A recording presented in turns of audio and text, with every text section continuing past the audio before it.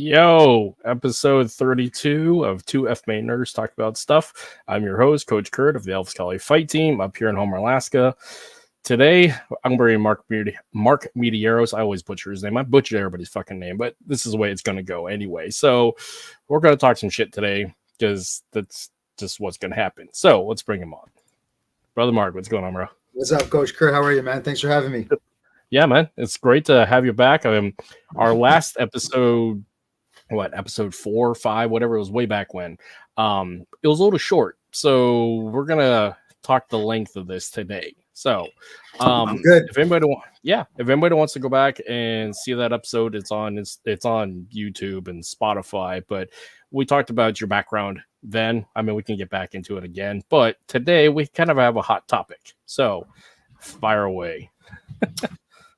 Yeah, well, first off, like I said, thanks for having me back. I mean, the first time I was on, I think I wasn't as coherent as I wanted to be. So I think I'm going to be a little bit more articulate today. But I really liked the progression of the program, man. Like your podcast is growing and it's cool. I enjoy watching and I like watching its growth. So I just want to hats off and cheers to that because it's nice to have, man. I appreciate it, bro. I do. Yeah, I mean, we were having a discussion and it's come like a few different people have messaged me. So I guess we'll just get right into it. So this whole my art is better than your art and this is why shit. That's not doing anybody any good. I think it's so stupid. You know, FMA has come a long way. Yep. I mean, I'm just a guest in the art. I'm not taking any residency. I love training it, but it's like I'm not looking to become a guru. I don't really care if I get any certification or anything. I just love training. I love the art. I love the culture. I think it's an effective martial art. There's a lot. It's very vast. And my exposure to it was from the JKD, right? Yep. The JKD and the Inosano blend that gets mixed into it and everything, because there's a synergy there, right? But anyway, I love it and I think it's important. It's a range that you have to. Part of like street fighting or self-defense or even the actual martial art, it's the weapon. The weapon is that different dynamic. And I have not trained, not to say that FMA is the best, but I have not trained any other martial art with weapons that is as in depth, I would say, as the Filipino martial arts. Yeah. I'm sure Kendo and I'm sure they got their systems, but I just feel like the FMA, what I was able to gather from it and be shown in it, for me, it was the path I wanted to go,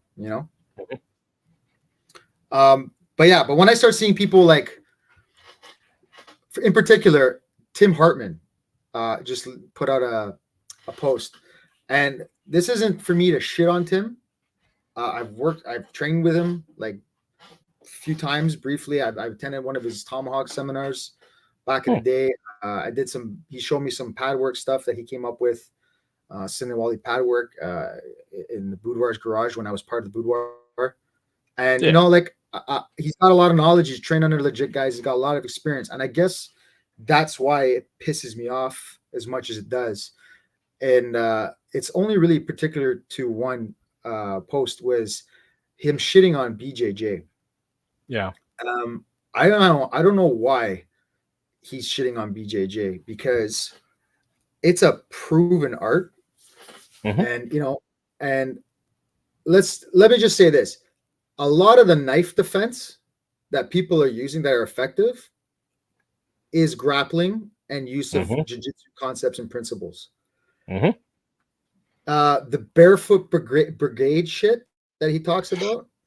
Yeah. Listen. Don't look at picking at certain things. Yeah, we train barefoot. So what? Every fucking Kali guy I know, you know what? You put on army pants or cargo pants and you're a master. Like, don't get into that shit, you know? It's not about being barefoot. Yeah, it's not about being barefoot. Like, that's silly, you know? Like, oh, what are you going to do? Go in the bathroom and put on your spandex? Like, when he says shit like that, yeah, I think you should be careful. Because I know people, you know, that's how you train in. The outfit that he wears to train Kali, you know, is he going to go put that on before? Like, it just talks stupid. And the thing that bothers me is guy of his experience and time in, you're an ambassador of the art, my friend. Yeah. You have a platform and an opportunity to conduct and promote your art with class and not just say shit for clickbait. And it disappoints me to see somebody of his caliber do that shit. So I'm just going to say straight out to Tim Hartman, as a friend, fucking chill. Because I have never seen you roll. I have never seen you spar. I have never seen you fight. And you talk about weight calf. That's great. I mean, that's awesome. I'm not shitting on you. But like, you're all padded up. They're not padded up in Brazilian Jiu-Jitsu. Nope. The sheer sport itself. And you talk about there's no strikes in Jiu-Jitsu. Like, do you understand the history of Jiu-Jitsu? Because I know you understand the history of Arnis, but do you understand the history of Jiu-Jitsu? You understand that it's Brazilian Jiu-Jitsu because it's the interpretation of a man who brought it from Japan to Brazil. You understand that they had striking in it. You understand that Kendo, Aki Jiu-Jitsu, Aikido, all this stuff was all part of the same art. Judo. Like, maybe they don't want to roll with you on the ground, but somebody who trains Jiu-Jitsu, chances are has some good judo sweeps as well, because they come hand in hand. And one throw, friend, is the end of a conversation. So I know he says he has a blue belt in Jiu-Jitsu, but like, that's like me saying I have like my second level in whatever FMA art. That gives me no weight. That gives me no weight. You just basically, the analogy I like to use is you just learn how to eat spaghetti without dirtying your face with sauce. You know? You just got there. Anyway, I don't want to spend the whole time talking about him, but that's definitely something that's been on my mind. And you know what? I think we need to hold each other accountable for it. Who am I? I'm a nobody. I think that's why it's okay. I don't hold no rank. I'm not a guru. I'm not a Lacan guru. I'm not nothing. So coming from me, maybe some people don't want to say it because of politics. I don't give a shit, you know? But I do train jiu-jitsu, and that's why I take offense to it. You know what I mean? I train both arts, man. I train a lot of different arts. And one thing I learned about training a lot of different arts is they all good, man. They all have good stuff. And I love to grapple and use jiu-jitsu for my stick, for my knife, because at the end of the day, it's fighting, man. It's fighting. Oh, it's the whole, it's human movement. We get hung up on the cultural aspect because of a sense of identity, and we're proud of it, which is great. But the fact is, martial arts goes beyond ethnic, nation, state identity. It's supposed to be a universal language. It's supposed to be a means to convey thought and intent without having to actually breach the barrier of language, because the body is the vessel of what we're trying to communicate. It's like dance. Dance is a universal language. Anybody who's danced knows what the other person is doing knows the intent by watching. Same with martial arts. If you feel somebody flow and roll, you don't have to speak English with them. But if you're doing your FMA flows, you're doing your roll drills, once you feel that energy, you know what's going to happen because you had that breadth of experience. You don't have to talk about it. You just go and do.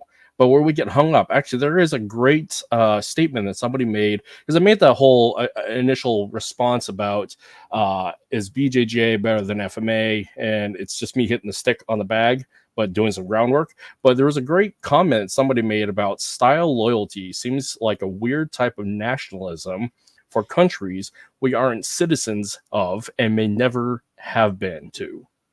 So, yeah. I mean, I think it's really good. Like, okay, I have a couple rankings in different arts, right? Mm-hmm. And that's fine. But if you ask me what I am, mm-hmm. I would say that I am, before anything else, with respect to martial arts, I would say I'm a JKD practitioner. Yep. But I don't sit here and say, JKD is the best. I think JKD is very IQ wise. It's one of the better ones because of the principles and the concepts alone. It's very direct, economy of movement. But at the same time, it's like, okay, but that doesn't mean I don't see economy of movement in Wing Chun. It doesn't mean I don't see economy of movement in BJJ. Yep. It's economy of movement, period, across the board, right? And so I just happen to connect with the presentation that I was given and understanding these concepts through JKD. Okay. But I didn't learn grappling from JKD. No. I didn't learn how to box that well in JKD. I learned how to punch, but not box. Yep. You know what I mean? There's a difference, right? Like, the more I and that's the other thing too, is like when I see guys who just train JKD, who just train like JKD, they maybe have a good like vertical chung choi, like a vertical punch, stuff like that. But if you put them in the ring with a boxer, they look horrendous. Yeah. And you know what? I got to say the same thing with some FMA guys. It's the economy of violence, and that's that experience in the ring and the cage, because you have to contextualize your art, your method, your system based upon the application. But here's the problem. If you're doing it in a sanitized structure like the ring, like the gym, like the dojo, without actually the context of real violence and consequence, because there's a difference between sparring, which has limited consequence, versus actually fighting in the cage, in the ring, competing against another human, where the end state is I win by beating the crap out of you, I win by knocking you out, I win by submission, etc. Versus like sparring, it's contextualized of this is a safe environment to develop skills, attributes, etc. FMA falls in the same category often when they're just doing flow drills. I mean, every art does, but crossing that barrier from not just competition, but like full contact, full consequence type competition, that's a different level of experience to draw from, and it's humbling because again, you can hold pads, you can hit bags, but when that opponent is coming at you to knock you the fuck out, it's a different level of energy. It's a different level of contact. I would say I agree with you, but I would just maybe add or just say is like sparring is not is sparring, from my understanding, the way I was taught, sparring should be research and development. Yeah, right. I agree. Like there's a lot of stuff you could do to somebody in sparring, but if you wouldn't have been able to do that if they hit you with their power. Right. Okay. And that's what I talk about, like consequence, actual consequence. But however, some people will like say, well, I would have won if I was really throwing. But like, no, wait a second. Sparring is a telltale of what the fight outcome would be without actually fighting. Yeah. The last dynamic that I think comes into play is the intent or the will, right? And the power. However, sparring is a very fucking good indication, in my opinion, because in sparring, you will see the person's attribute, their reaction time, their speed, their accuracy, their deployment, their movement, their angles, their defense, their traps, their IQ, all of that, right? So like, even though it's not a real fight, it's pretty freaking close, you know? Yeah. And like, oh, I might be more powerful than you. Okay, but if you can't hit me in sparring, all of a sudden you're just going to be able to do it. And I'm not saying like there's different types of sparring too, right? Like, yeah, I want to be specific, right? Like there's technical sparring, and then there's flow sparring, and then there's team sparring, and then there's, you know, like there's shit like that. But I'm just talking about like just full out sparring, maybe with a little bit of power. It's still a very good indication, right? Yep. And that's why arts like boxing, Muay Thai, kickboxing, 100%, Glenn, 100%. Now, but like I said, though, I've seen some guys who spar. Like, I'll be totally transparent. I didn't compete a lot because I have severe anxiety and I have trauma from my past. But that doesn't mean I haven't gone to throwdowns. It doesn't mean I haven't sparred with people from my club or other clubs that have won championships and shit like that. That's one thing I made sure of. I'll spar those guys because I need to understand if I can hold my own with these guys, I can defend myself against the average guy. No problem. Plus, those guys will make me better, obviously. Right. But there is a certain thing that happens when it's for like a competition. And I competed in combat karate and shit like that. And I came in fourth and kicked nationals. Yeah. I don't do well with that kind of pressure. However, if I go to like a beat the crap out of cancer or something like that, and there's like no rules, nobody gives a shit, I perform very well. There are so many different factors that will distinguish the outcome of a real fight. Yeah. Right. So absolutely. until you fight, you never know. But like Glenn was saying, yeah, it'll show you what's up. It really will. So I don't see that from guys who are going on camera and portraying themselves to be something they're not. So, you know, one of the things I've been working on lately is levels of consciousness within my training. And I use this right now. What I'm trying to do is I'm trying to create a curriculum or a program or a progression. I want to teach my students to teach themselves. Yeah. Yeah. So I think that's what every instructor does, but I want to really like solidify it and like come up with my own thing. And I want to experiment and present it, because my whole thing is I want to give my students homework. They come to class, but I want to give them homework. And I have a group chat where I'll post me doing something. And I'll say, okay, guys, you do it. And then I get them to add feedback if they add something or they have a question about something. So there's homework, right? But I ask them like, and so like there's, and I think this came from a guy named James Cox. And so like there's 5 levels of consciousness. And I try to relate this to everything I do. And one of them is conscious, unconscious competence. Yep. Unconscious competence, conscious competence, conscious incompetence, and unconscious incompetence. Yep. Right. And it's like, where am I on this scale, right? And for certain things. And some guys I think are unconsciously incompetent when it comes to articulating their opinion. They're not realizing how they're portraying themselves or what they're saying. I don't think they've given it real thought. And some of these guys, the way that they speak, it's like, I don't think you've been in a real fight ever. Because like, for example, you know, I'm not trying to pick on him, but it's just that video fucking pissed me off where he said like, I will stomp on your foot if you're barefoot. Guy, people have been hit by cars and get up. Yep. Okay? This is the thing about JKD too that pisses me off about some of these guys. I'll just finger jab you and it'll be over. Maybe, but maybe it's because when you finger jab me, I can't see that punch or elbow. Dude, people get shot. Okay, people get shot multiple fucking times. They get blown up, and they still come at you because they just do.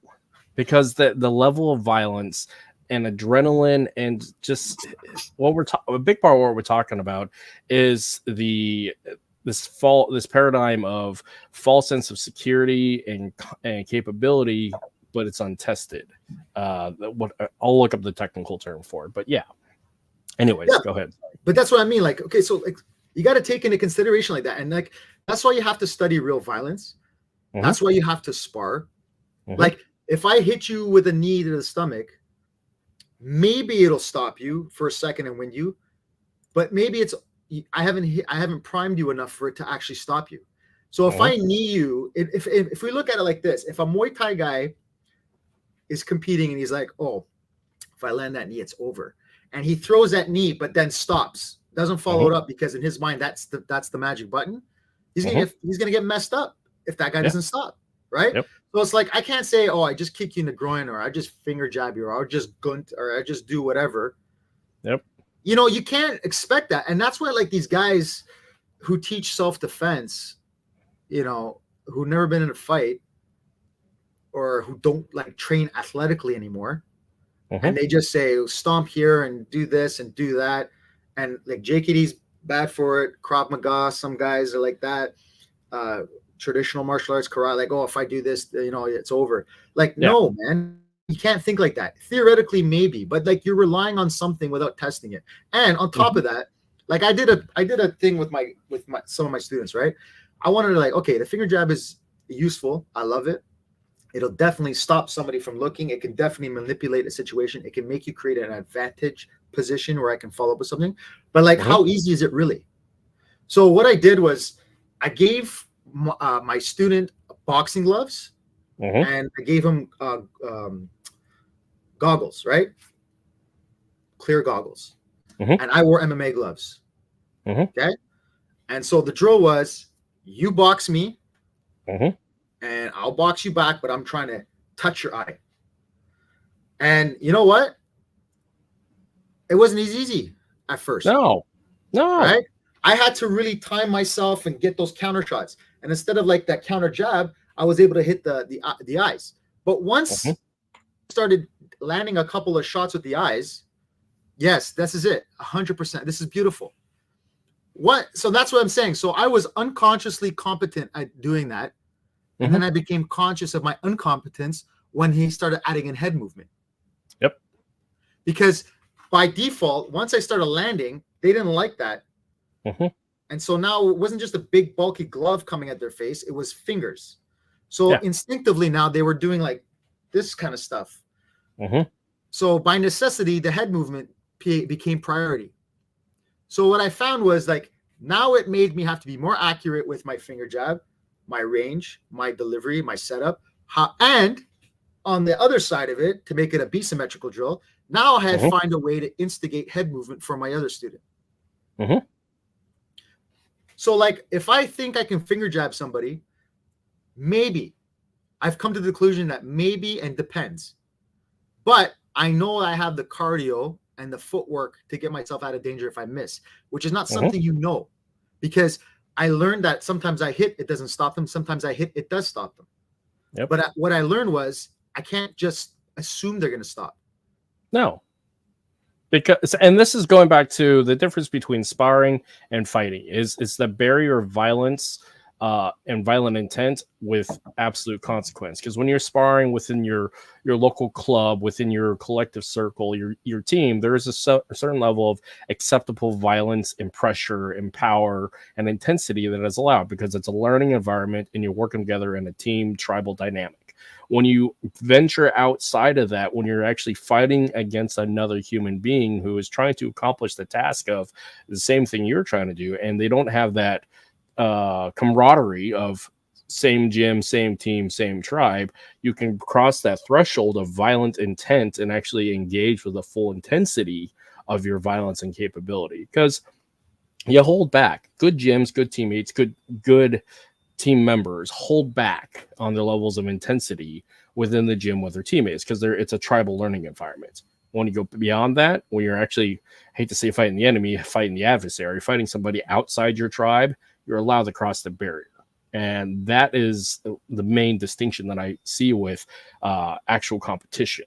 So I don't know. I could be wrong, but that's just my opinion. No, I agree with you. And you know what? It's like, this is why arts like, This is the Dunning-Kruger effect that I was trying to articulate. Yeah. No, and this is the like intellectual side that like with regards to martial arts, like there is the artistic approach, physical fighting approach, and then there's the IQ intellectual approach, right? And it's like you got to have a balance. Some guys they're really smart about what they're talking about, mechanics and body and structure and this and that, but they can't perform shit. They just can't because they've spent too much time exercising this and not enough time manifesting it through the physicality. Right. And then you got guys who are really athletic, you know, and they train athletically and they got great reaction, great timing, but they can't articulate what the hell they're doing. Yeah. Right. And that's, I think, will go to conscious, unconscious competence. Right. And then you got guys who can do both, and they're really special, and I think, and so FMA, with regards to FMA, I call it like a specialty art. Yeah. Right. And it's like, back to what I was saying, like some of these FMA guys, when they do the empty hand shit, it looks good. But when they step, as you mentioned, outside their circle, right? And let's say they go and do it against a boxer, they don't look so good. They're going to get caught and pinged. Yeah. You got a little low internet. Yeah. Are you still there? Yeah, I'm still here. Did I cut out? No, it's my internet. So we were having some internet issues up here in Alaska here recently. No worries. So what I was saying is, when they step out of their zone, right? They don't look as good because a boxer is going to expose the deficiencies, because a boxing, in my opinion, the reason why it's more efficient, I wouldn't say better, but I would say the reason why the bulk of them are more efficient is because they are constantly sparring. They're constantly sparring. I think, man, 100%. I think like I have some coaches who are really, really intellectual and they know everything in the history, but they can do what they can do, right? I have some coaches who are better physically than others, but I make sure I only spend time with people who actually pressure test their shit. Yeah. And like for example, recently I trained with Dean Franco. Yeah. It was my first time meeting him in person, right? Okay, cool. And, Renee hosted him. Nice. And so I was really excited because I want to check out his blade tech, right? Yeah. And what I loved about it is so fucking lean. There is no fat on there. And it's not like some of it was new. It was just some of the approaches and the fine details, and like he does things a certain different way. But like but the thing is like he wasn't able to just, and I never seen Dean really move, eh? Nor have I. I mean, he doesn't post anything. I respected him as like what he does for FMA, his knowledge, his lineage, yada yada. But when I seen him move, I was so pleasantly surprised, because it was like, oh, he's not just an intellectual. Like he actually trains his craft. It was such a nice surprise. Not that I doubted he did, but it's like I didn't know to which degree, right? Yeah. So I seen him move around, and I seen and then when he started to explain to me why he does it like this, just through listening to him, that this guy spent time in the lab. Yeah. And if it doesn't work for everybody, I know it works for him. And really that's what it comes down to. Now he's codified it and he's sharing his findings because he has found success in it. And that's not to say that everything he does I'm gonna like. And that's okay. But for the most part, fuck yeah, like this is good stuff. And so and Renee is like, kind of I guess leading Renee's Renee. Renee's Renee. I call Renee my padrinho, my godfather. I like Renee, man, because you know what? You need people like Renee, man. Like you gotta in a world where people are so like, you have to have a person who won't lie to you. I'm saying you have to have a person who won't lie to you. They'll just straight up tell you truths, even though it's uncomfortable. You don't want to hear it, but he won't lie to you. So that's the thing I enjoy. Yeah, and it's refreshing. I need to be around that, man. Like, I don't know, man. Like, I'll be honest with you. Like, so I train with different people, and I've met a lot of different people, and I've learned a lot of stuff from everybody. And honestly, like, these guys, they're like the generation before. And like, when we think that we've come into something new, maybe it's new to us. It's not new. No. However, we might think of a certain thing that they might have missed.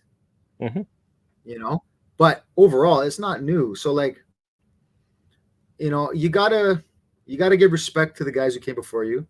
You gotta give respect to the people you learn shit from. Mm-hmm. You know, and that's the other thing that pisses me off, man, is like a lot of guys will dabble here and there and they'll learn things from people and then they make videos and portray it as if it's their findings. Yeah. You know, like that's for me, that's distasteful. And it's you know, intellectually dishonest. 100%. You know, they just package it better, you know, and Mm-hmm. it really pisses me off.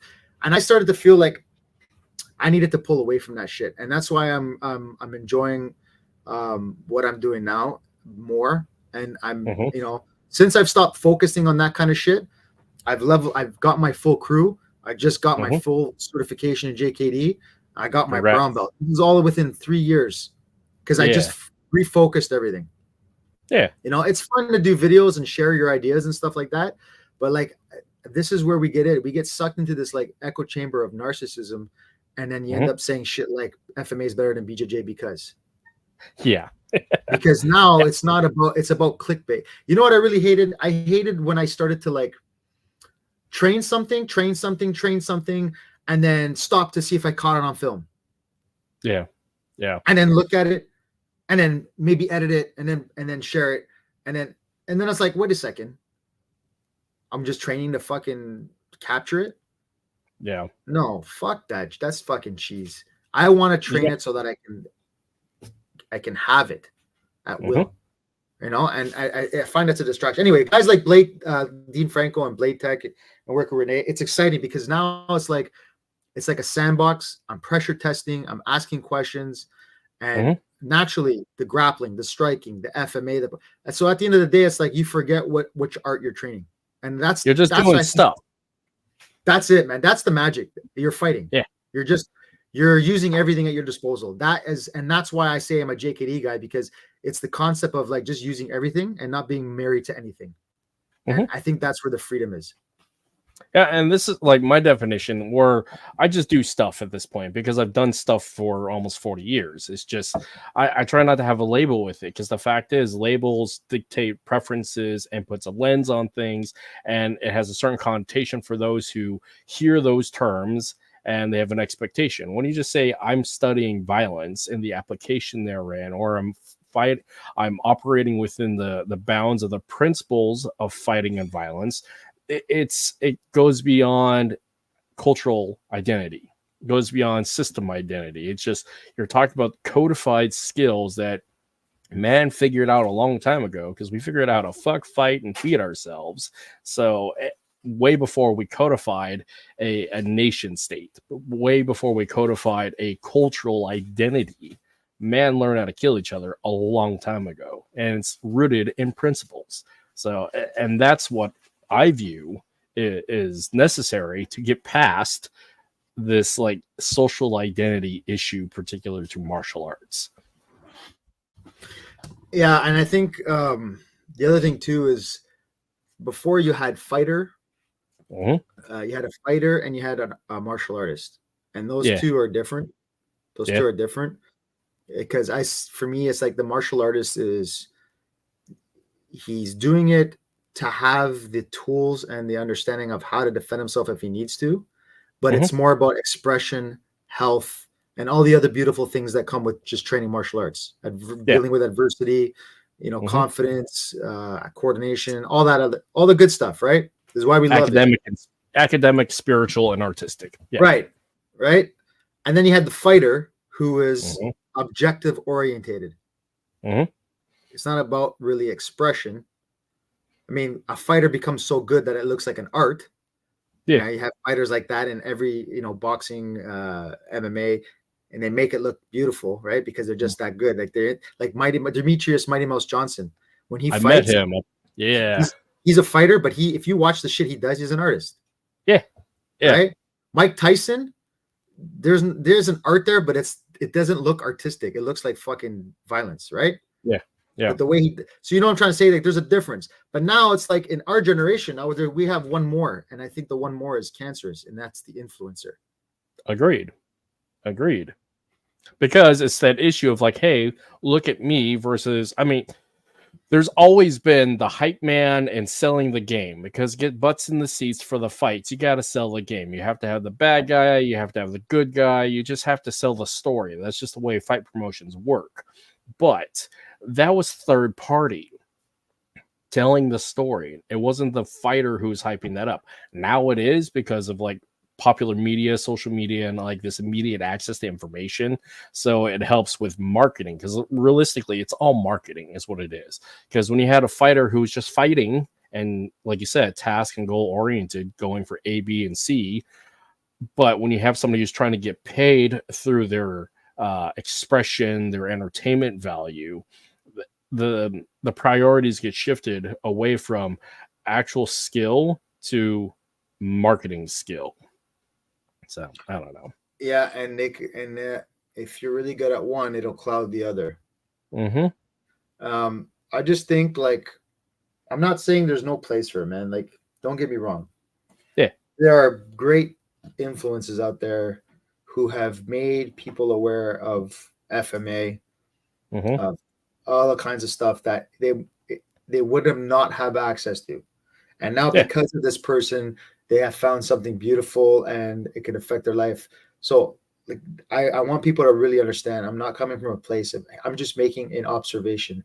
I just think as martial artists and fighters and coaches and people who are holding on to culture and tradition, I think we need to be very careful on things like that, because they will corrupt and water down something that has been here for a very long time.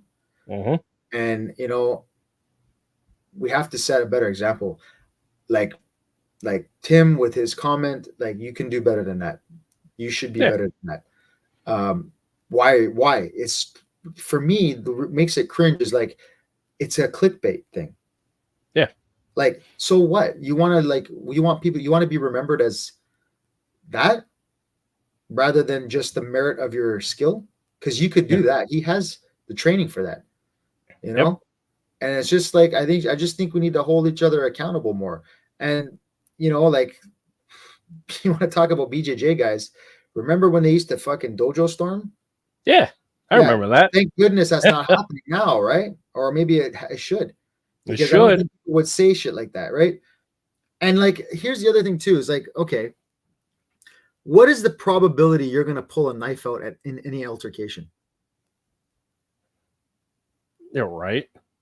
Think about this now. Do you really think, because you train Filipino martial arts and you spar with a knife and everything like that, do you think that most people who train that have the mental capacity to look somebody in the eye and pierce their chest or stomach with a knife, listen to it crunch, pull it out and have that person's blood on them and listen to their breath change? No, they don't, because it's academic, it's artistic, and again, crossing that barrier of violence to actual violence and into killing, that is another level. This is what I'm saying. You guys, like, saying shit like that will build a stigma on the art. Yeah. You know?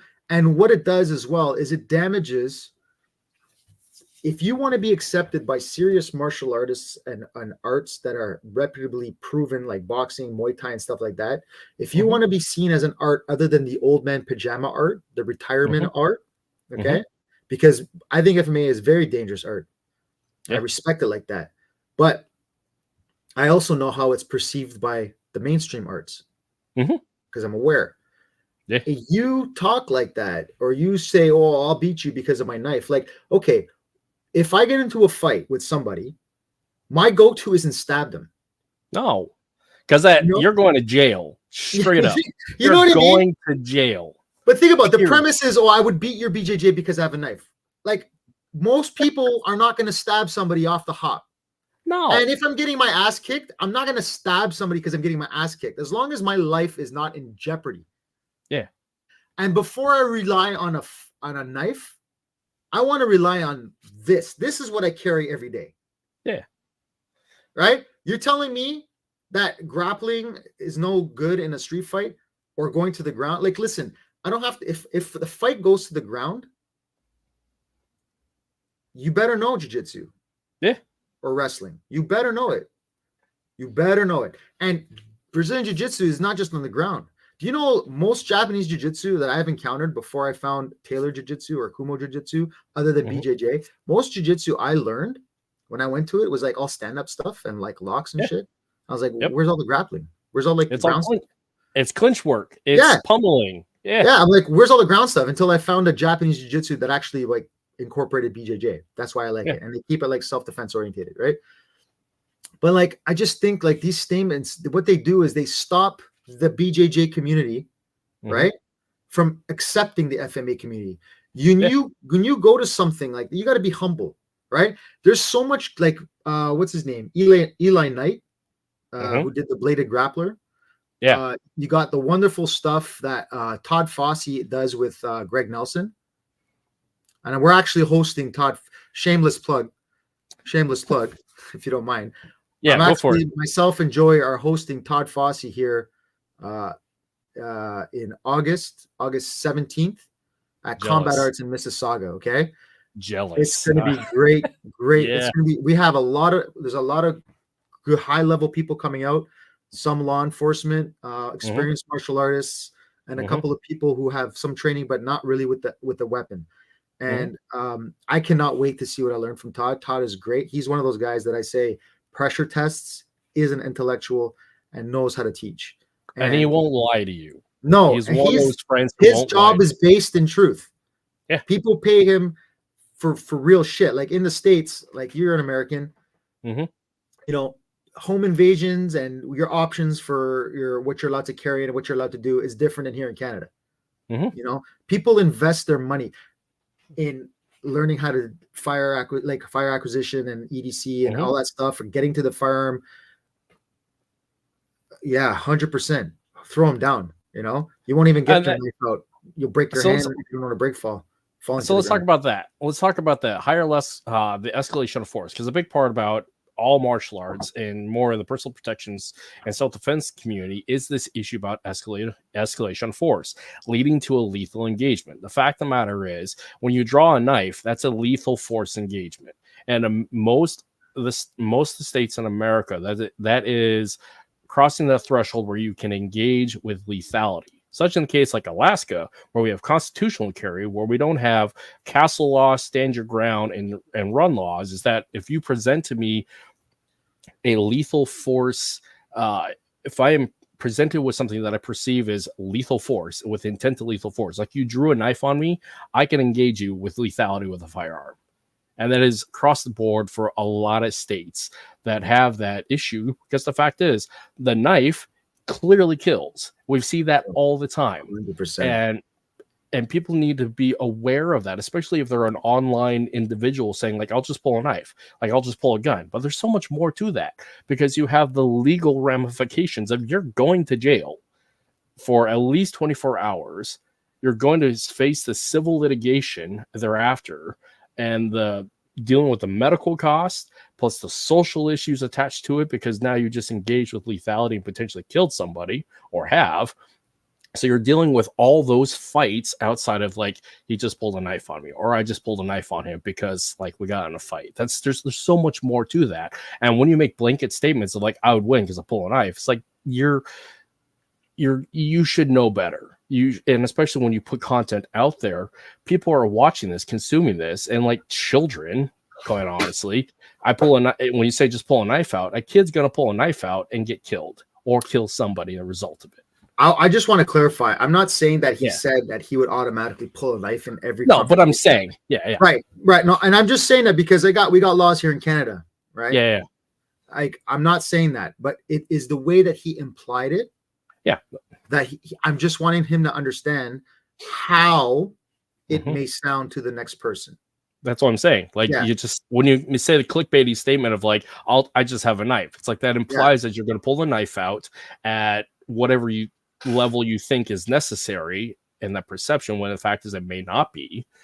And it's going to result in a lethal force engagement for both parties. And that is a problem.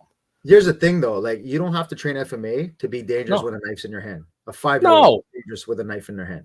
They took down, took down Brazilian jiu-jitsu guy has a knife in his hand. Dude, they took down aircraft with a fucking box cutter.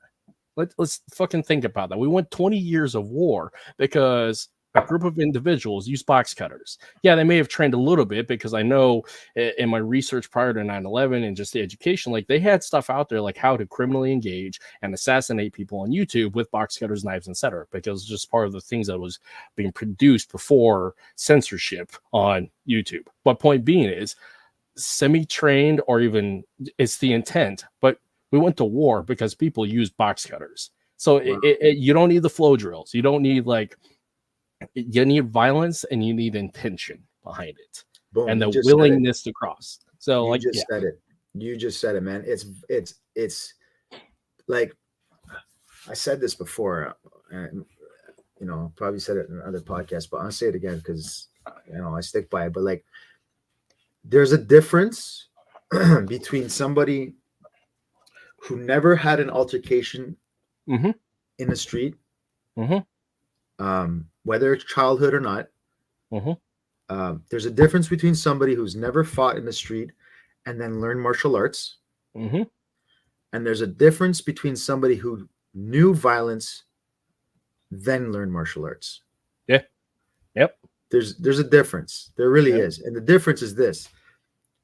When you learn martial arts, but you've never fought in the street, you don't have the same context or baseline understanding of criminal tactic. Like some people are very, very cunning. Some people will lure you. Some people are opportunists. They can make anything a weapon, right? I call it criminal creativity. Like, I read somewhere that there are prisons in the yards where they're making shanks and they're tying it to weeds. So they cut out the hole in the ground where the weeds are, and they pull out and their shank is there, and then they put it back on the weeds. The nice guy who never had a reason to hide their knife will never think of that. And therefore, all the training in the world will not work, because why? He's caught off by the element of surprise. You don't know what you don't know. Unconscious incompetence. Right? And they'll intellectually put it into the context because they're detached to it, because they don't have the lived-in experiences. Yeah. And this is like kind of diving into this world and doing some DT, helping teach some DT and being a scenario actor and stuff like that. Sometimes I don't do it all the time, but I do it when they call me, right? And doing that kind of shit and teaching some self-defense. And then I have a friend of mine who's a client, but he's also a friend, and he's a very, very intellect guy. He's very good at what he does. A traumatologist. His name is Eric Poirier. He's a student at Taylor Jiu-Jitsu, and he does prior lessons with me. I'm kind of like taking him on as an apprentice for under my stuff. He's a great guy, hard worker, very, very smart, knows what he's talking about. And when we're doing actually a self-defense thing this weekend for women, and I told him, I was like, we got to team up, because I can provide like the physical stuff. I can provide the street smart stuff, paying attention. And the reason why I say street smart stuff is because I know what it's like to be chased. I had to go to court for a year. And during that year, I had people chasing me, trying to catch me wherever they could. I got cornered in an elevator. Somebody put a knife on my stomach. I got good at, Eric, very, very smart guy. Follow him for some great information, guys. But he and I and Jacob, my friend Jacob Mulek, he's an old G combat guy too. He's a great videographer and also a good martial artist. We've come together and we're doing this thing called T4TCS. But basically, we want to change. We want to start training people on the how to avoid the situation, the physical tactic and application to defend yourself, but also Eric's portion is how to deal with the trauma after. Trauma-informed training. That is fucking awesome. Yes. That's what it is. And so we want to do this for people. We want to do this for women. We want to give them the understanding of why is your body doing this? Why are you being triggered? How is this energy being stored? How do you release this energy once you've gone through the attack? If you've already been attacked, how do you fight through that trauma while you're needing to defend yourself? I think this is a key component of the martial arts self-defense training that people don't really address. And so we're looking to provide some service to to people by collaborating together and stuff like that. And the reason why we're doing that is because you have to admit that not everything you do is the answer to everything. You got to look outside your box. Yeah. Because when you get stuck in these silos and echo chambers, you have a single point of data and you're limited based upon that point of data and your preferences and the lenses of which you view it. When you have a multidisciplinary approach to training and experiences, you can draw from all of that and put it in the context for you. Again, it's the whole to grow is to experience. So at the end of things, we are this lovely tapestry, this lovely mosaic of different life's experiences. Now, if it's full of trauma, we also develop resiliency. We develop a sense of having faced adversity. We develop confidence through capability and competency. But we have to go through a wide variety of stuff to draw from that and survive through it so we can articulate it in such a manner where we're not triggered to being back in that trauma state, but we can actually draw from there from as a point of experience and intellectually engage with it and teach people how to deal with that. But that requires us to have multiple facets of information to experience and to educate ourselves and to educate others. Because when you're dealing with a singular art, which, I mean, being a master of your art, which is great, but you're limited to just that point if you stay clearly in that lane, versus you go train multiple stuff, bring it back to you and make it work for you. Yeah. I think also too, like, it's very good and useful to have purists as well, you know, because, you know, like, when it comes to fighting, like survival, defend yourself, you should be well-rounded. You should be able to punch, kick, elbow, knee, headbutt, bite, whatever, firearm, edge weapon, impact weapon, grappling, all that. You should be rounded because the fight can go anywhere, and you should be able to use your whole body, your tactile, your fast twitch, your reactionary, your visual, your audio, all that stuff, right? Now, like certain arts, like just Muay Thai, just boxing, they are specialists in that, right? And it's good to have the purists who don't muddy the waters, because when you want to go refine, like, for example, like a guy like GSP, right? Like GSP was one of the first guys, I believe, who sought out specialists in individual arts that he went to like, I need to clean this, I need to clean that, and clean that. I remember hearing a podcast with Professor John Danaher, and he was saying that he was teaching GSP jiu-jitsu, but he wasn't like thriving. And then GSP said something to the effect of, "Don't teach me jiu-jitsu, teach me jiu-jitsu for MMA." Yeah. And when they started making that shift, so again, fighter objective, then he started seeing the results, right? So it's like, I think purists are good, but purists need to, like, the only thing with purists is sometimes purists think that their shit is the best, the end all be all. Yep. And I think that's just from a lack of swimming in other pools. Yep. But it's like everything has its place. Everything is got its place in its use. I just think people need to, like, just understand, like, none of us is meant to know everything. No, it's impossible. Ever. It's impossible. Yeah, nothing is the best. Nothing is the best. It's like you can make it work or you can't make it work. And it's like, I tell my students sometimes when they doubt a technique or like, oh, I don't know if I could land. I'm like, okay, listen, when you're new at something, you're not going to be able to do it well or land it, but trust the process and train it.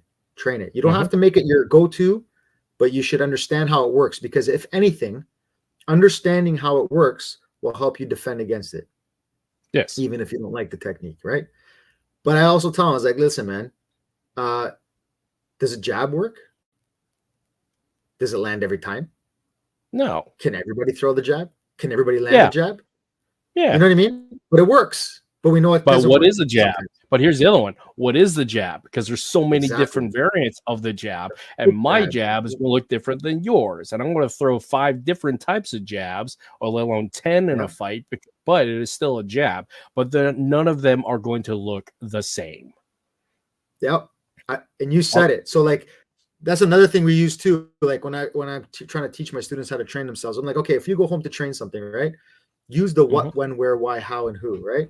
So like the what, that's the tool. What's the tool of choice I'm working on? When, that's the timing. Where, that's the target. Why, that's the tactic. Who, that's the opponent or objective. Like meaning like self-paw or not self-paw, right? The how is the mechanics, right? Yep. Like you don't just go to a bag and just work the jab. Like, okay, what kind of jab? Like you said, what kind of jab? Yeah. Right? Is it a speed jab? Is it a stiff jab? Is it a posting jab? Is it a, you know what I mean? Okay, so how? Why? Like when you start breaking shit like that, that's the intellectual part that people miss, right? It's like but some people don't work like that, and you can't make them work like that. But by you being in their corner, by being in their camp, you make them aware of that at least. You know what I mean? And that comes from the experience part. Yeah, and it's just like fucking just listen to people, man. Yeah, just listen to people. Don't act like you know everything. Don't go out and make statements like this is the best because I do it. You know what I mean? The fact is, every fighter has the opportunity to win or lose the fight depending upon the day and whom they are fighting. Because again, despite all of our preparation, the universe and the enemy, or the universe and the opponent, have more of a say in the situation than you do, especially if you're reacting to it in a self-defense, violent situation. But in a context of combat sports and competition, both you have an equal chance of winning and losing. But that's a different context. And luckily with that situation where you have the experiential learning model of those who came before you that can draw upon that, and hopefully they can academically and intellectually pass the information on to you in such a way that you can understand it and have best practices and modalities of training to figure it out. But ultimately, it's up to the individual to make that shit happen and make it work for them. Yeah. Yeah, you can't rely on like, oh, I trained under this person. So what? That doesn't make you that person. Yeah. You know what I mean? And this is the thing. Go ahead. Sorry. No, you go ahead, bro.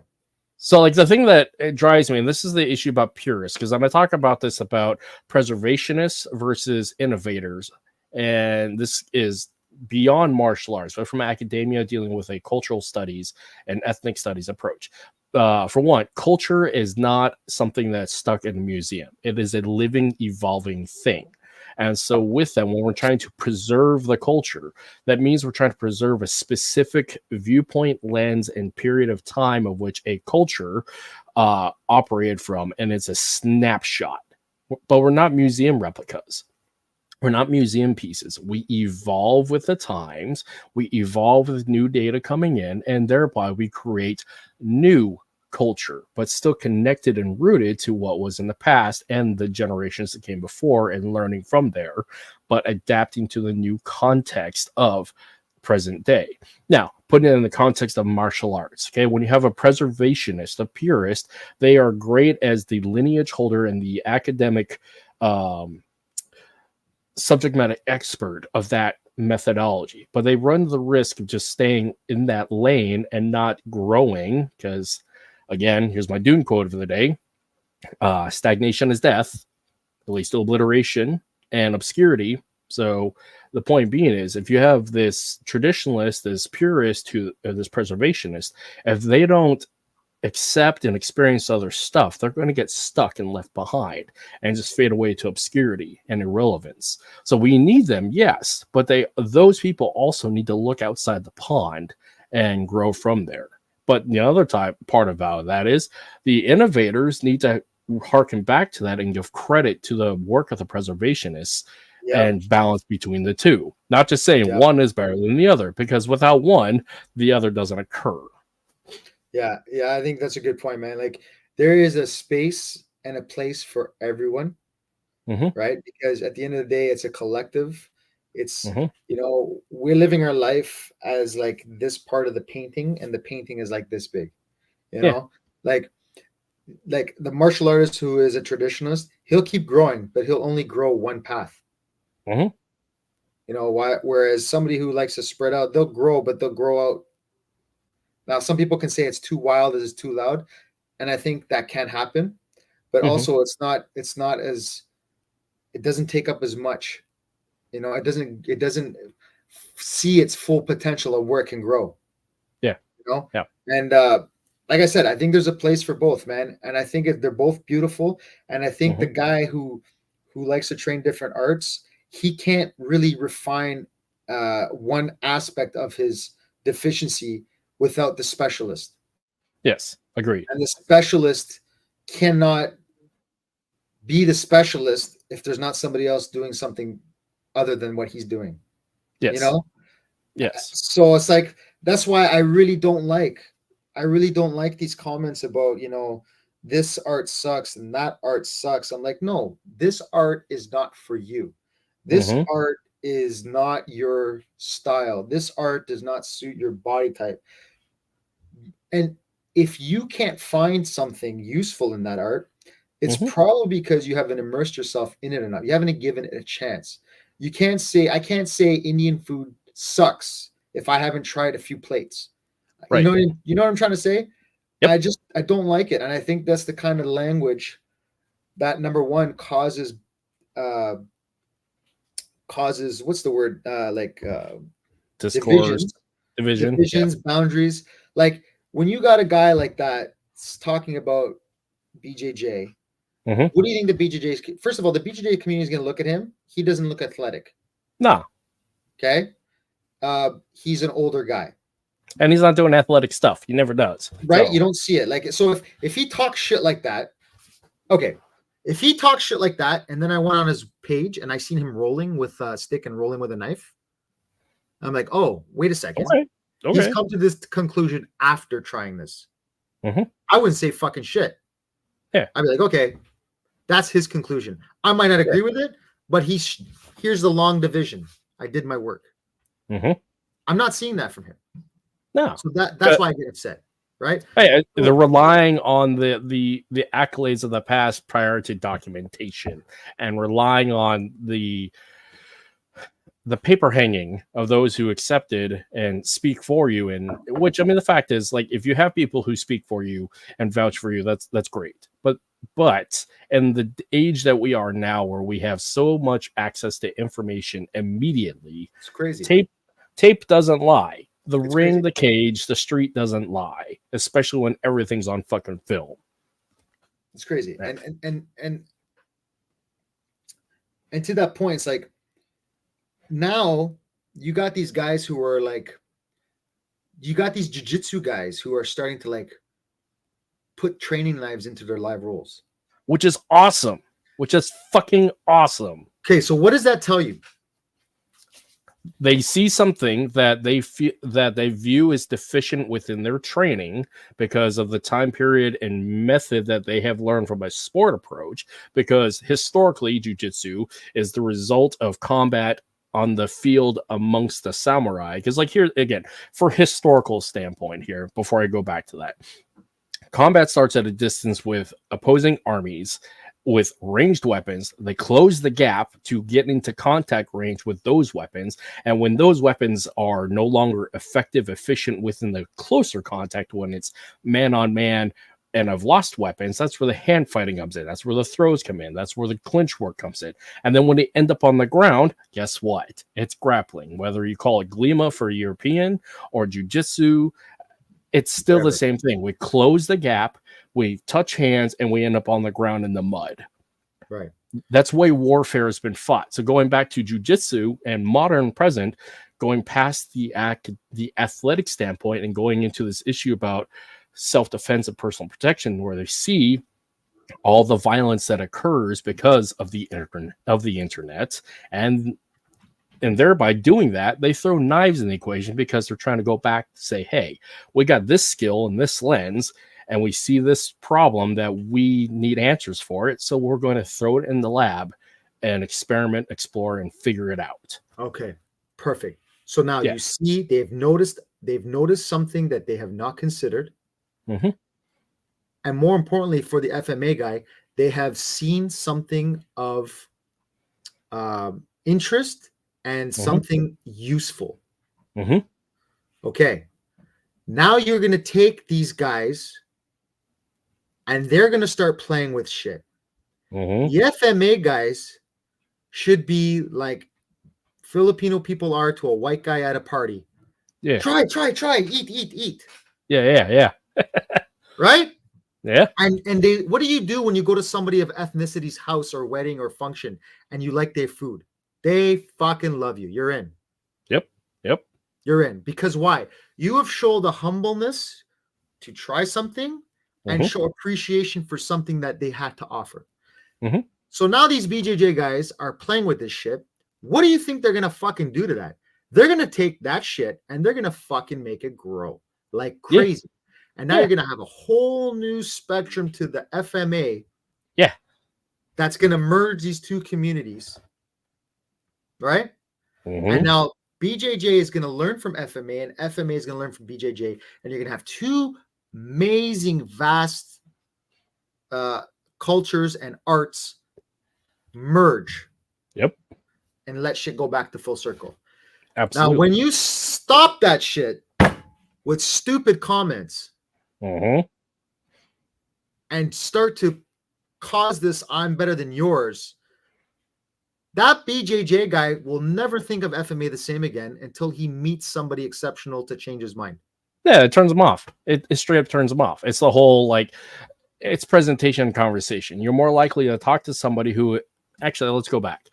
It costs you nothing to be empathetic and kind. To build empathy, you have to share stories and tell stories and take the time to learn and not argue, but hold the space for the person to tell their story, to tell show you what they want to show you, and to give them that deference, that respect to present that. Okay.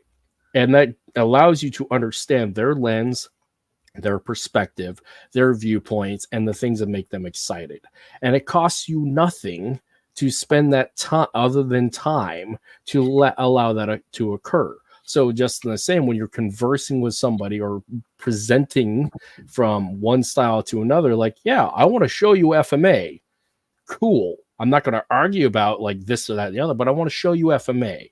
And I want to tell you the reasons why I want to show you and why I'm excited about it. And it costs you nothing to say, oh, okay, I'll listen.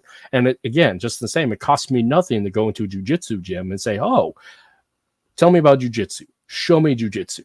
Let me roll with you in jiu-jitsu. And then I get to understand because we had that conversation. You told a story and it was mutual, it was humble, it was respectful, that we can actually have that time to build a bridge and not a barricade. And that's why, like, I'll give respect to him because he's earned his blue belt in BJJ. Yeah. He says, I don't think he would lie about that because that's something that you get called out for real quick. Yep. But like, so he's gone out of his comfort zone and he's gone and done that. And I give him respect for that. And like I said, I don't dislike him. I just dislike what he did, and I saying it as a friend because, like, careful what you say. That's a big community. It's a powerful community. You don't want to fucking piss them off. And more importantly, don't make FMA look stupid because of a click, There you go. Yeah. So, but anyway, so this is the thing, right? Like, this is why when you present yourself or when you present a culture or an art or whatever it is, you got to do it with the understanding of what you are responsible for showing. You can't just fucking, you can be yourself and mess around and joke around and say stupid shit with your buddies off camera, and let loose and stuff like that, right? Everybody does it. You should be okay. You should feel comfortable with your friends who do that because they know you're joking. They know what you really think, right? Like, but when you come across to somebody who does not know, never been exposed to FMA or something like that, like, you have to be a good ambassador because there's so much people that work so hard for you, before you, that, they're trying to move and elevate this thing and let it gain the respect that it deserves, and you're not helping. You're not helping by doing and talking like that. And this is JKD guys too. This is JKD guys. This is Wing Chun guys. Wing Chun is like, I love Wing Chun. I think it's a great art. I can't stand a lot of the like, oh, our lineage is the best and this and that, and like, they look so awesome, and Chi Sao they're amazing in, but it's prefixed. Like it's like almost like you're set up to fail. You know what I mean? Like, but does that translate? But does that translate really well? 100%. You know how useful that shit is in the clinch and trapping, and it's amazing. But nobody does this. But it doesn't have to look like this. This is just a generator. You have to contextualize it. Like you have to contextualize it. Yeah. But the guys again who don't step outside their comfort zone, they don't realize, oh, I'm really good in this, but that doesn't mean you're going to kick everyone's ass, bro. No. Some people you can't get your hands on. Their footwork's too good. No. You know? Anyway, I'm kind of rambling on, but you know what I'm trying to say, right? Like we should not be looking for what our differences are. We should be looking for our similarities. And when we come from that approach first, we make a connection. And from our connection, we've built a trust or respect enough to now look and dissect our differences, because we're not coming from them like, well, oh, you don't do what we do. No, it's like, oh, you do that too? Cool. Hey, have you guys thought about this? No, I haven't. Have you thought about that? You got to come at it like that. You really that's a conversation. That's the difference between extending your hand and introducing yourself versus saying, who the fuck are you? Yeah. And so here's the other one too. A lot of people have died and been maimed and killed to come to the point where we have the privilege to talk about this shit and argue about this. Because let's face it, martial arts, the art side of it, is contingent upon the bodies of those who came before. The martial, the warrior, the violent, the victim, all those people to develop a system of fighting, wherever the culture may be, but to develop a system of fighting that is able to stand the test of time, pass it down to the next generation, to improve upon it, to make the next generation safer. So it is a point of like absolute privilege that people get to argue about this shit today, when the fact is they got to remember where it came from. It came from violence and the necessity to utilize skillful violence to protect oneself and their loved ones so they can move forward in the culture. Every generation is the next rock added to the hill, and at present, what it seems like, we're the rock at the top of the mountain because we're the last rock there. But the fact is that mountain is made up of so many bodies and so much experience and blood to get us to that point. So we need to show a little bit of respect and deference to the past and what came before, and not show the disrespect of just putting down, because the fact is, on both sides of it, a lot of people died in the development of these arts and these methods, so we can sit here and debate it academically. Yeah. And like I'm really lucky. Like I have some really, really impactful instructors in my path, in my journey.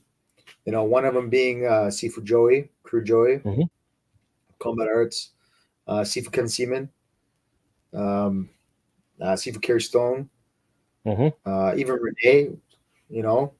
Renee is an OG, and he tells it like he speaks my lingo. And I respect him, because he'll tell me straight out. Renshi Scott Taylor, my training partner, and he's my jiu-jitsu coach as well, Sensei Nick. Briefly, my BJJ experience was with Professor Dinas, which I plan to go back to his club after I achieve my black belt in Japanese jiu-jitsu. Then I'm going to go back into the Brazilian jiu-jitsu. I have my brown now. My goal is to have my black belt next year, end of next year. Hopefully, we'll see. That's my goal. That doesn't mean it's going to happen, right? But that's what I'm aiming for. That's what I'm working towards, right? Yeah. But whenever I get my black belt, I'm not going to leave it alone. But then I'm going to pivot, and I want to try to rank up in BJJ. I want to. Anyway, but all of these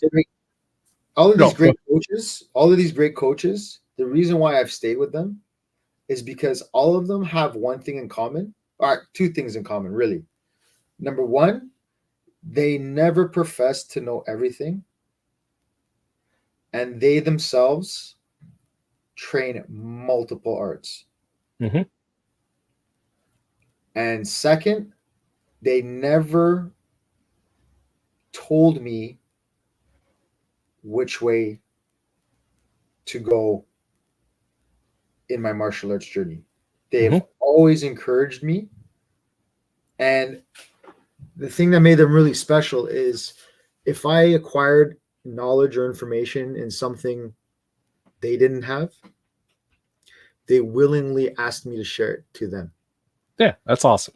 And like, man, the first time, I remember the first time one of my instructors were like, hey, would you show me that? I was like, you want me to teach you? It was such, I felt so good that they respect me enough to, and that they were humble enough to like, they're willing to give me a second to show them something. Yeah. That is like fucking amazing, right? When you get an instructor who's like, no, this is the only way, and it's like this, and then they won't even like, if you try to share something with them, they're like, yeah, but you don't understand this and that. That's a, hey James, that's a tyrant, is what that is. Yeah, you're not gonna. This person is not there for you. No, this person is there for them. Yep. You know, and when somebody says that this art is better than that art, that person is not there. The person's not there for the community. They're actually disrupting the community because they're capping. They're saying, no, you don't go down that road. Yeah, it's marketing. It's tyrannical. It's narcissistic. Is what. Yeah, there's got to be. I mean, there's got to be like a balance, right? Like you can post stuff and share stuff and stuff like this, but like, where's the line of just focusing on being an influencer and focusing on being a martial artist, right? Right. Who said that you get to speak for everybody? Right. You know, who decided that you can just go out and say that and because then you're making enemies. You're making enemies for people that don't want enemies. Right. You know, and unfortunately they shouldn't but you know that they will. They'll peg FMA guys. Oh, absolutely. Absolutely. You know? I mean, it's hard. Statements like that and examples like that is the reason why people don't actually want to say, hey, I am a proud FMA guy, or I'm a proud this, that, and the other, because they've had such bad experiences with bad actors that, like, yeah, I don't want to be associated with him. Mm-hmm. It's that whole. And the other thing too is like FMA only now, like this is why the impact of the Dog Brothers is what it was. Yep. Because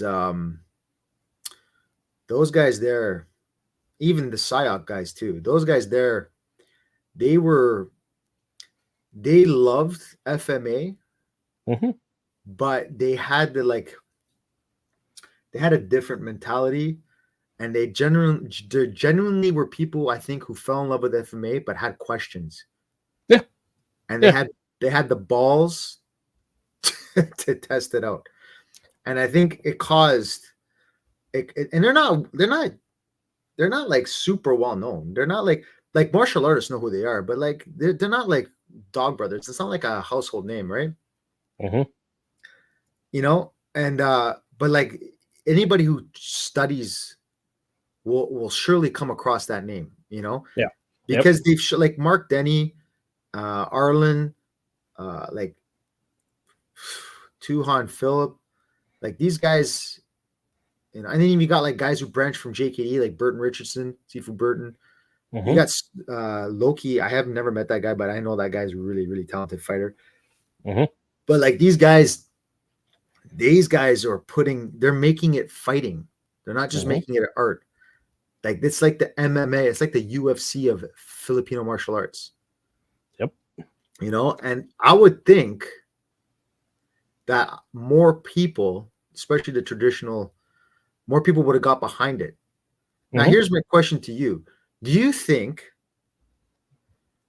the impact of the Dog Brothers would have been different if all the founders were Filipino?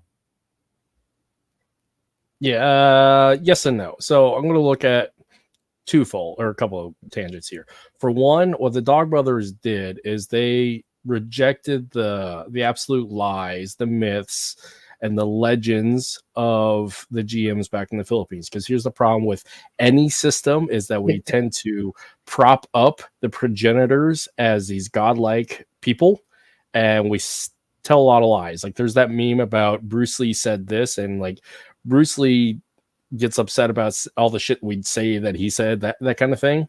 So the Dog Brothers, in my observation, had the integrity, the curiosity, and the willingness to reject the myths, the legends, and the lies and figure it out for themselves. Because it's the whole, like, my GM did this. Well, and my system is battle tested. Well, did you battle test it? Did you do that? You're not that person.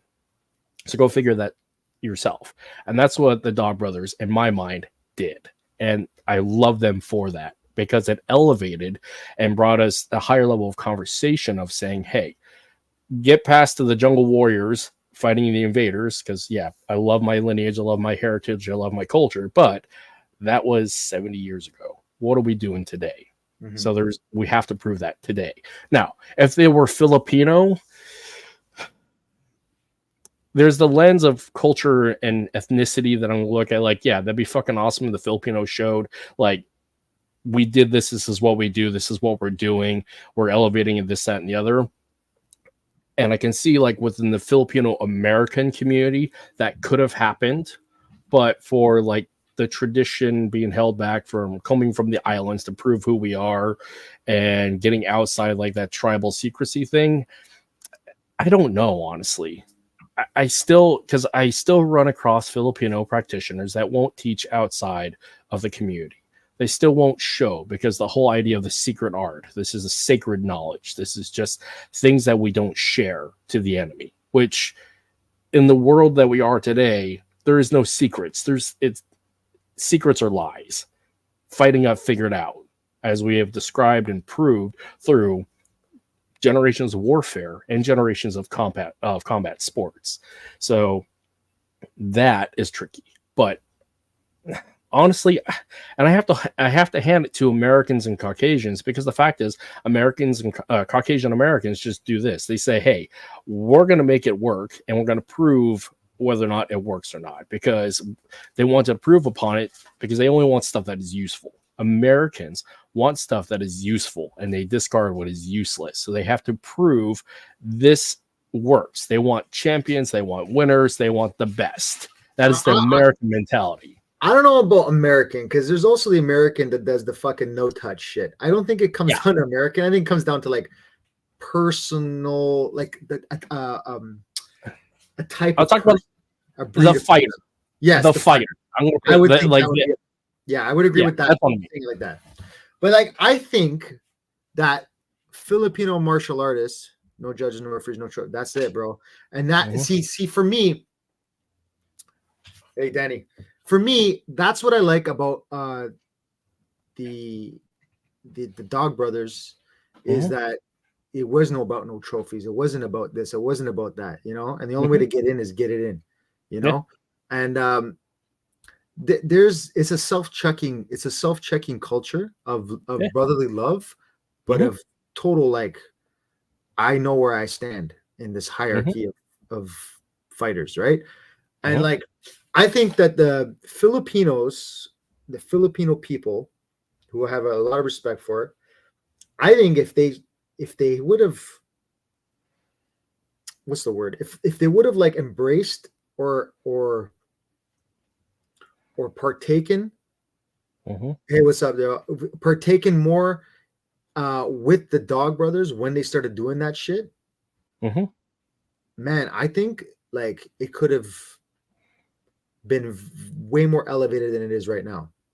Yep, where I find it gets elevated, and because I get caught in this as a Filipino American, as a dual citizen, somebody who was born in the Philippines and immigrated but is adopted. So I have, like, multiple cultural lenses that I have to go through. Is I have the pride of my people, but I'm also an American, and I also have the reality of I have other experiences, not just singular to one focus. So things I get stuck in, or I find tricky, is I have ethnic pride for FMA. Yay, FMA. I'm Filipino. I love my people.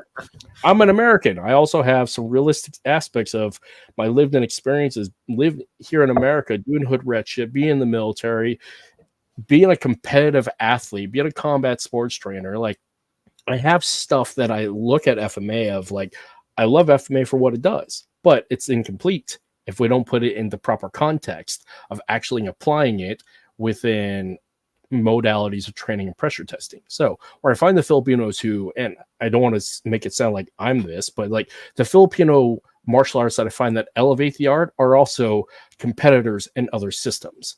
Like they're fighters, they're boxers, they're Muay Thai fighters, they're jiu-jitsu, they're MMA fighters, they were soldiers, like people who actually put it to work and then put in the context of like, oh, this is what granddad did in the jungle with this and the reasons why. And we're going to prove it because the violent context and lens is there versus the regurgitation relying upon the lies and stories, but like seeing violence, done violence, competed in all that. And actually they broke down the barriers of the lies and the myths. And that's where I find the Filipino martial arts who actually were competitors and soldiers, and criminals, they get it. Yeah. Versus the privilege of those who just come at it from a suburban standpoint of like relying on the stories. Like you got to go do this stuff. You got to have those lived in experiences. You have to have respect to that. It's like I equate it to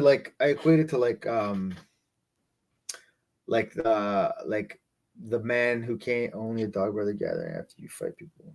Schools can be prison. Yeah. Yeah. And it's like fighters do that. Yeah. Go. But that's the thing too. Like that's the thing too. Like if I fight somebody, right? Like me and you, Kurt, we get into a match, right? Mm-hmm. And after the match, you know, you come up to me and be like, "Hey, bro, I really like how you did that, but yo, I kept catching you like this. You know, you should watch that. You know, maybe I will take that from you with so much more consideration and respect than somebody who was eating a poutine or fries in the stands, who's like, "Hey, hands up, bro." You know what I mean? Like, yeah, dude, I've got some of the best coaching after losing to an opponent. Like when I have fought somebody and I lost to them and say, "Oh yeah, you did great, but this is what occurred. This is what I got you with." That is some of the best coaching I've ever received in combat sports and martial arts, is when I lost and my opponent had the humility and respect to say, "Hey bro, this is what occurred. This is what I did to you. This is what you're doing. Let's bring it up and I'll see you next time." And that's it, you know, and that's the part of martial arts and fighting. That's for me.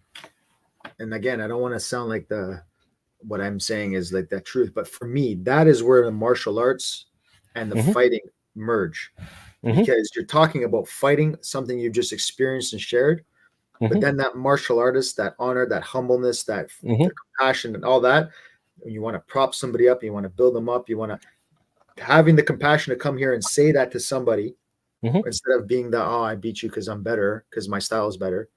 You want to go help that person, and the person who's willing to listen to it and say thank you. You know, that's why even like UFC and shit like that, you know, I don't know when it happened. I think it started with like Chael Sonnen. Yeah. You know, he's pretty, you know, it's fucking entertaining, right? Don't get me wrong. But like, I much prefer seeing a guy like GSP sit at the table in a suit. Yes, you're very good. I take him seriously. This is going to be a great fight. And then at the end, they're like, I love that shit.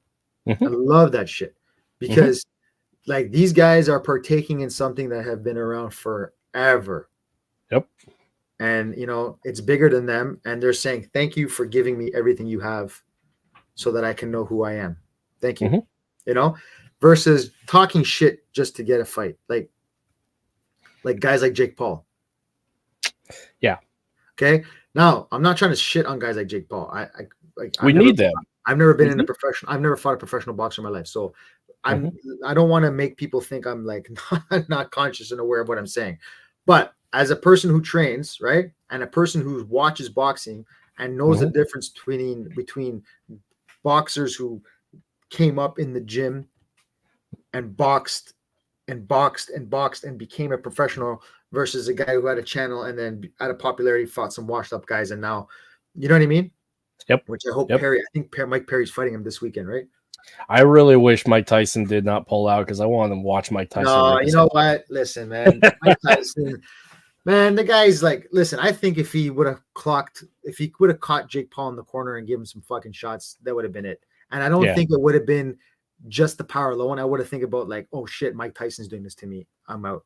Like, Dude, I just want to watch Iron Mike rip a man apart. Iron Mike is gone, Yeah. man. If you want to watch Iron Mike, put on Iron Mike in the 1980s on YouTube. That's what we have the option of doing. Like, at what point do you want these guys to go in there at that health? Like, for me, that's like, this is what I mean. This is what I mean. This is this culture of clickbait, and fucking bullshit. This is what I'm talking about.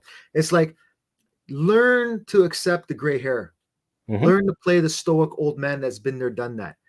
For me, that's more like, wow, rather than you're like 60 years old going in there. Like, if he goes in there and knocks Jake Paul out, of course it's going to be like, yeah, but the fact that he's still going in there, it's like, for me, it's like, man, you got nothing to prove. No, yeah. Like, you getting in the ring, all that does is give Jake Paul more power, elevation. You know what I mean? Like, don't do it, man. Yeah, agreed. It's a lose-lose. I think more or less for me, I think it was a lose-lose for Jake Paul, not a lose-lose for Mike. Yeah, I look at it out of nostalgia because I grew up watching Iron Mike, as we did. Anybody our age grew up watching Iron Mike. It's just pure nostalgia.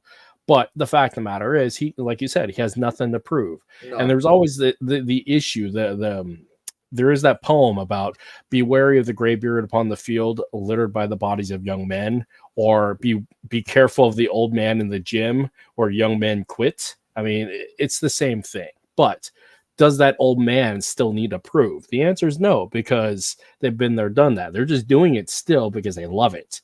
They need it, but they don't necessarily need to fight. But it's a health thing too, right? Like, Mike Tyson may have the power and still be pretty damn fast. There's nothing but much does he than being punched, kicked, choked, struck with a stick in the fight. 100%. 100%. And that's what I'm saying. Like, these guys, even though they can do it and everything like that, man, like Mike Tyson, how old is he? Does he really need to be risking getting knocked in his head and getting a concussion and getting hurt, stuff like that? Like, the guy is like, we don't need him to die. You know what I'm saying? Like, this is like Mike goes in, wins. Yeah, of course, your Iron Mike goes in, loses, old man lost. Yeah, but see, the thing is this, all right? If Mike goes in and wins, hooray. One more notch to his legacy. Yeah. But if Mike goes in there and loses, he doesn't just lose. He has the potential to get hurt, and he loses to a fucking goof. Yeah. You know what I mean? Like, it's just, I don't know, man. And Jake Paul, he's going to get hated whether he wins or loses. Yep. So it wasn't very smart for him. And like, just fight somebody who is your level. Fight somebody who's your age. But for marketing, again, what stemmed this whole conversation is the marketing aspect, is the reason why they're doing it. But it comes at the behest of the betters out there, those who are trying to do better by way of the community. And that's what I'm saying. If you keep feeding into this shit, the sport of boxing is going to get watered down. Absolutely. Right? The sport of MMA, if they do that, will get watered down. Right? If you have influencers making people think that this is the way this art is, you water that down. Right? So it's like they kind of represent the same thing, just at grander scales. Right? Yeah, agree. You know what I mean? Like, back in the day, like 70s, 80s. Yeah. Well, who was it? Who was the Deadly Four? It was Mounds de Pedra, Roberto Duran, Marvin Hagler. You know, you had who else? Sugar Ray Leonard. You had there was these four guys that kept beating each other, they kept facing each other. Like, bro, that's crazy. That era was crazy. That era was like, and then Mike Tyson was, I think, the last great era of heavyweights. Like, these guys, like, now you got guys like even Manny Pacquiao. But he's like retired. But Manny Pacquiao, I love watching that guy fight. But he needs to retire. Lomachenko needs to retire. 100%. The only way I can say, like, the only way. Plus, look at all the stipulations from Mike. Yeah. Exactly. It wasn't a smart move for Mike, but Mike, it doesn't matter. Mike, I don't think Mike gives a shit about the money. It's just like, you know, it's just like that last hurrah shit. Mike's a different breed of animal. But I would like to much see guys like that have like a Legends League, like you've heard of them talk about on the what's his name, Joe Rogan's podcast, right? If they had like a Legends League and these guys still wanted to fight, maybe you have it like 2-minute rounds, maybe it's only 6 rounds or 7 rounds or whatever, and there's like different things, and because they are older and shit. Like Vital Belfort against who did he fight? I can't remember. Was it Evander Holyfield? Yeah. Like that should not have happened. That was horrible. Like Holyfield got messed up, man. Like that's not a gauge. You're not comparing apples to apples, oranges to oranges. It's not a good representation of what it could be. Again, like you said, apples and oranges. Like the way I've been comparing this whole like comparison between BJJ and FMA, it's like comparing a Subaru to an aircraft. They do the same thing. They transport people from point A to point B, but they are so two different things. Now they could work kind of together because they both do the same thing, move people, but they're two separate things. And we should enjoy them for what they both do. So I have seen, and maybe you know, Kurt, I don't know, or anybody who's watching this, please comment if you know. I have seen online, it looks like some type of fucking, I don't know, octagon ring cage kind of shit hybrid. And I have seen these guys, they're like no shirt, shorts, barefoot, with a fencing mask or like some type of weight calf mask. And they're doing full contact stick fighting, and it looks like to be almost like it's an MMA type fight. I don't know if this is a constant league, if it was a one-off. I don't know. I'd like to know more about it. But they definitely have had stuff like that. See, that right there, that we need to fan the flames on that, because that could take FMA to the next level, because now you're starting to have it's like real fighting with the stick. Imagine now,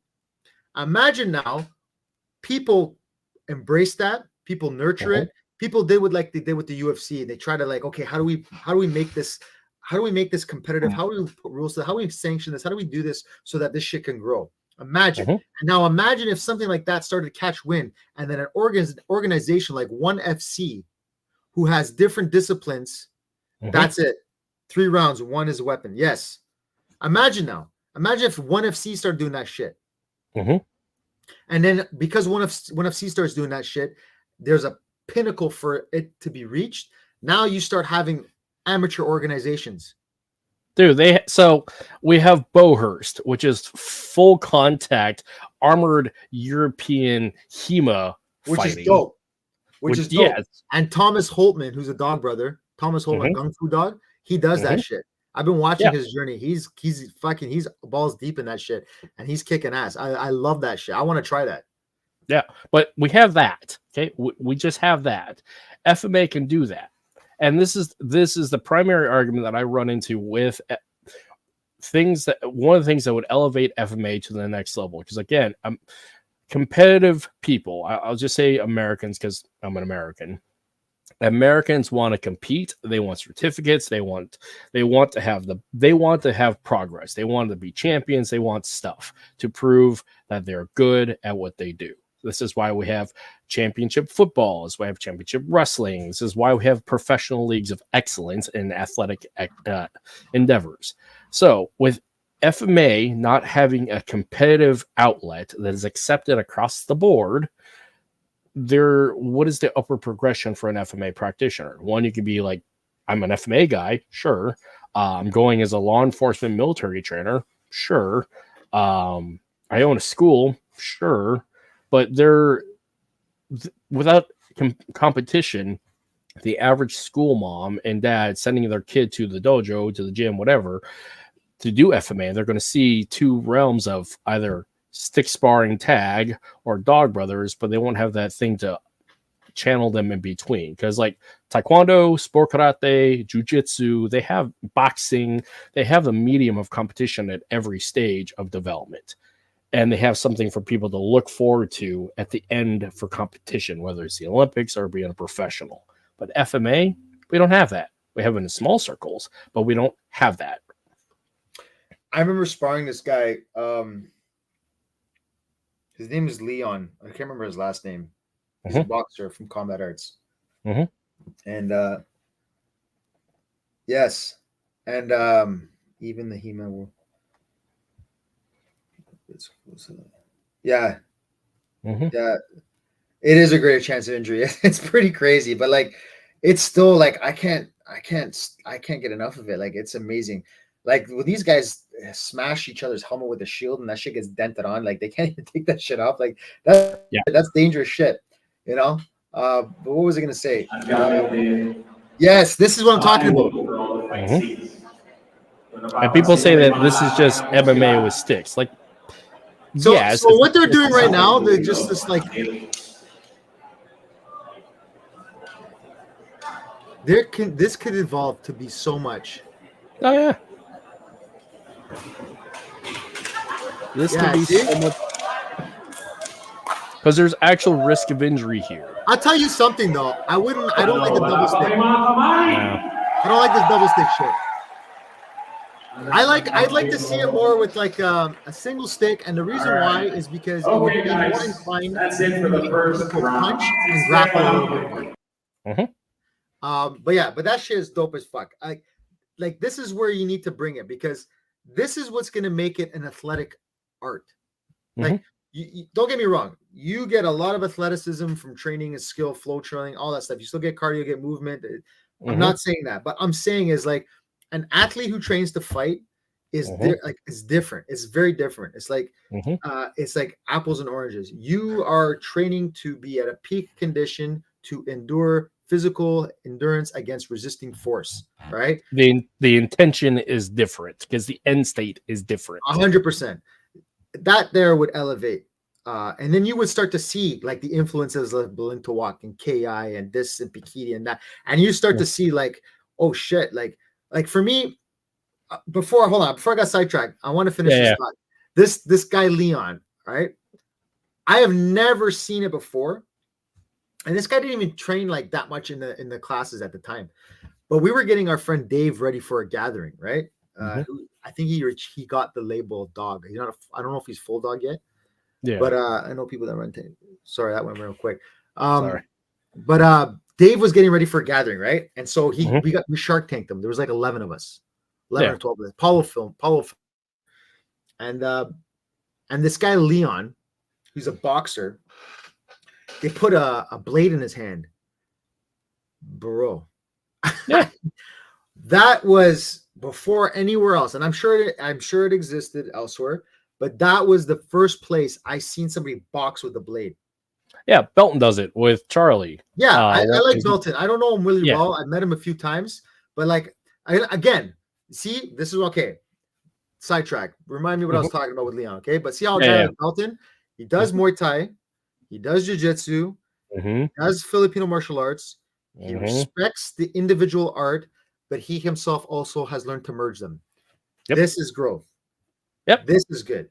Okay. Because of NSI gives him because Dr. Kelly Warden's methodology with NSI is blend it and make your own. That's it. Because he's also a renegade JKD guy. So there's that. But again, knife boxing with Leon. Sorry, sidetrack. So when I seen that, I was like, oh shit. Because I was always doing this like bikini shit. I wasn't just a fucking pop, stab, pop. You know what I mean? So I was like, oh, fuck, this is fucking dope. And then I started playing with that, and I'm playing with it to this day. I'm actually like trying to codify like my own progression. I know it's been done before, but like I'm not them, I'm me. I need it for me. Yeah. Right. Yeah.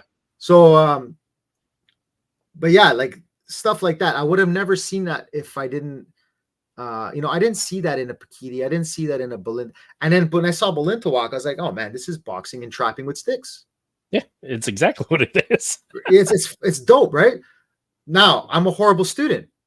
So am I. Because I hate the reps. I hate that. I just want to like play. But you know what? I have a good coach. Guru Joe is like, no, you're gonna learn this shit. You know, like you have to do it like this. You need to learn to say count to 10 and this and that and like I like it, right? I don't go all the time because I got a lot of stuff going on in my life, but I'm still training under him, and I take my daughter, and my daughter loves it. And I'm like, I'm so happy that I'm training with my kid, and you know what I mean? And you know what the cool thing is too, is like through training FMA, I found out that that Portuguese people have their own stick fighting art. Jogo de pau. I didn't know that shit. I'm Portuguese, but I learned my culture through somebody else's culture. Yeah. You see, like this is how beautiful shit is. But like this blade boxing stuff, you know, so like go to just an average boxer, kind of like how we were talking about like the jiu-jitsu guys grappling with the knife. Imagine just going to like a boxing gym and like, yo, put this in your hand, box with this. Let me see what you do. Yeah. Yep. Just videotape him. That FMA guy can go home with a fucking month's worth of homework. Oh yeah. You know what I mean? And again, it's contextualizing stuff, because when you get stuck in a single silo of one point of data, you're only going to do what that is. But if you have the exposure of other stuff and the freedom of self to express and explore, and also break down the barriers of preference and lineage, but actually like, I'm going to go learn a thing and make it my own. That's a dangerous human being, is what that is. Yeah. But that's also a very excellent human being, because they have the opportunity to see beyond just the stylistic preferences and prejudice. They can take what works for them and make it work. Yeah, I think that's at the end of the day, that's what it is, because one of the most influential things I've ever heard, and I heard it in person. I think it was like my third, something like that, third or fourth Dan Inosanto seminar, right? And by the way, those seminars are like two different speeds. It's like listening to him talk, and then he does like, he busts out this like, okay, you guys got it, let's go. And you're like, what the fuck? My head hurts. But I love it. I love it. He drops so many seeds. But he said, I remember being in a seminar, sitting on the floor, and I'm listening to him talk, and he's just like dropping knowledge. And then he said, he goes, if I teach you, no, he says, if I tell you, you'll forget. If you discover it, you'll never forget. Yeah. And the first time I heard him say that, I was just like, oh, like it just resonated right away. I was like, man, you know, if I would have thought about it, I would have come to that conclusion. But sometimes people just say things to you in such a way that you just like, just have that epiphany, right? You just need to hear it from a certain person at a certain time. But like, that's what it is, man. Like these guys who like spend all this time teaching their student and telling them how to do something and where to do something. You have the robot student that's like, yes, master, yes, Sifu, yes, Sifu. But like, it's the ones that like, I don't believe you. I don't know about that. Ask questions. That's the guy that's going to be like, he might know, the one guy can know like all the theory, all the curriculum. He'll be a good teacher because he can break it down because it's verbatim. And then you got the guy who knows like maybe 3 things on that list of 10. But he is immersed himself in depth. He can do that shit with his eyes closed. He lived it. He knows it. He's repped it. He don't know. He don't even know how to teach it, but he can do it like nobody else. Well, it's the whole. I want to butcher this because there's 2 different words here. Is it proprioception? What I'm saying, right? Yeah, proprioception. Proprioceptive movement is that you can adapt and quickly learn because of the familiarity of other movements. Because you've done so, a forehand swing, angle 1, that's a pitch, that's a throwing a football. I mean, it's movement that you do. But you have to contextualize it. But you also have to have the freedom to contextualize it. Because the problem with somebody who is somebody who is a purist student who is regurgitated curriculum because their grandmaster didn't mentor them to say, hey, ask questions, advocate for yourself, and express and explore and find your own voice. They get hung up on the terminology and get hung up on stuff, and they don't make the connections between other things. When the fact is, it's all human movement. You just get hung up on the preferences of methodology and curriculum. Yeah. And it's like, it's almost like religion too, right? Like you grow up in a household, you're going to grow up this religion. And then you're going to come to a point where you're going to question your religion. And then and then when you question religion, you need to seek other religion, because not necessarily to change religion, but you need to seek other religion to find out what makes yours so different, because yours is all you know. And then once you acquire that information, you get to this wonderful point where you get to choose what's your religion. Yes. Because, and again, this is the issue about the master student dynamic, is this issue about tyranny and sovereignty. you have to, and this is where you run into the cult of personality, is that that dynamic, that social contract gets abused by the leader, the instructor, the master, and the student is so bought into it, so mesmerized by it, where they lose their free agency and just are slaves to whatever that master is going to say. And they don't have the opportunity to express, let alone are self-aware that they have the opportunity to ask questions and express themselves and seek out the answers that they need, and not just relying upon somebody telling them what to do. Yeah. Yeah. Like I try to do stuff like that. Like I kind of try to take a consensus of when I'm teaching a class. Like I'll be like, okay, we're doing this, blah, blah, blah, blah, blah. Okay, they're going to kick. This is how we're defending. Why? Why do we defend this way? And I'll look around the room.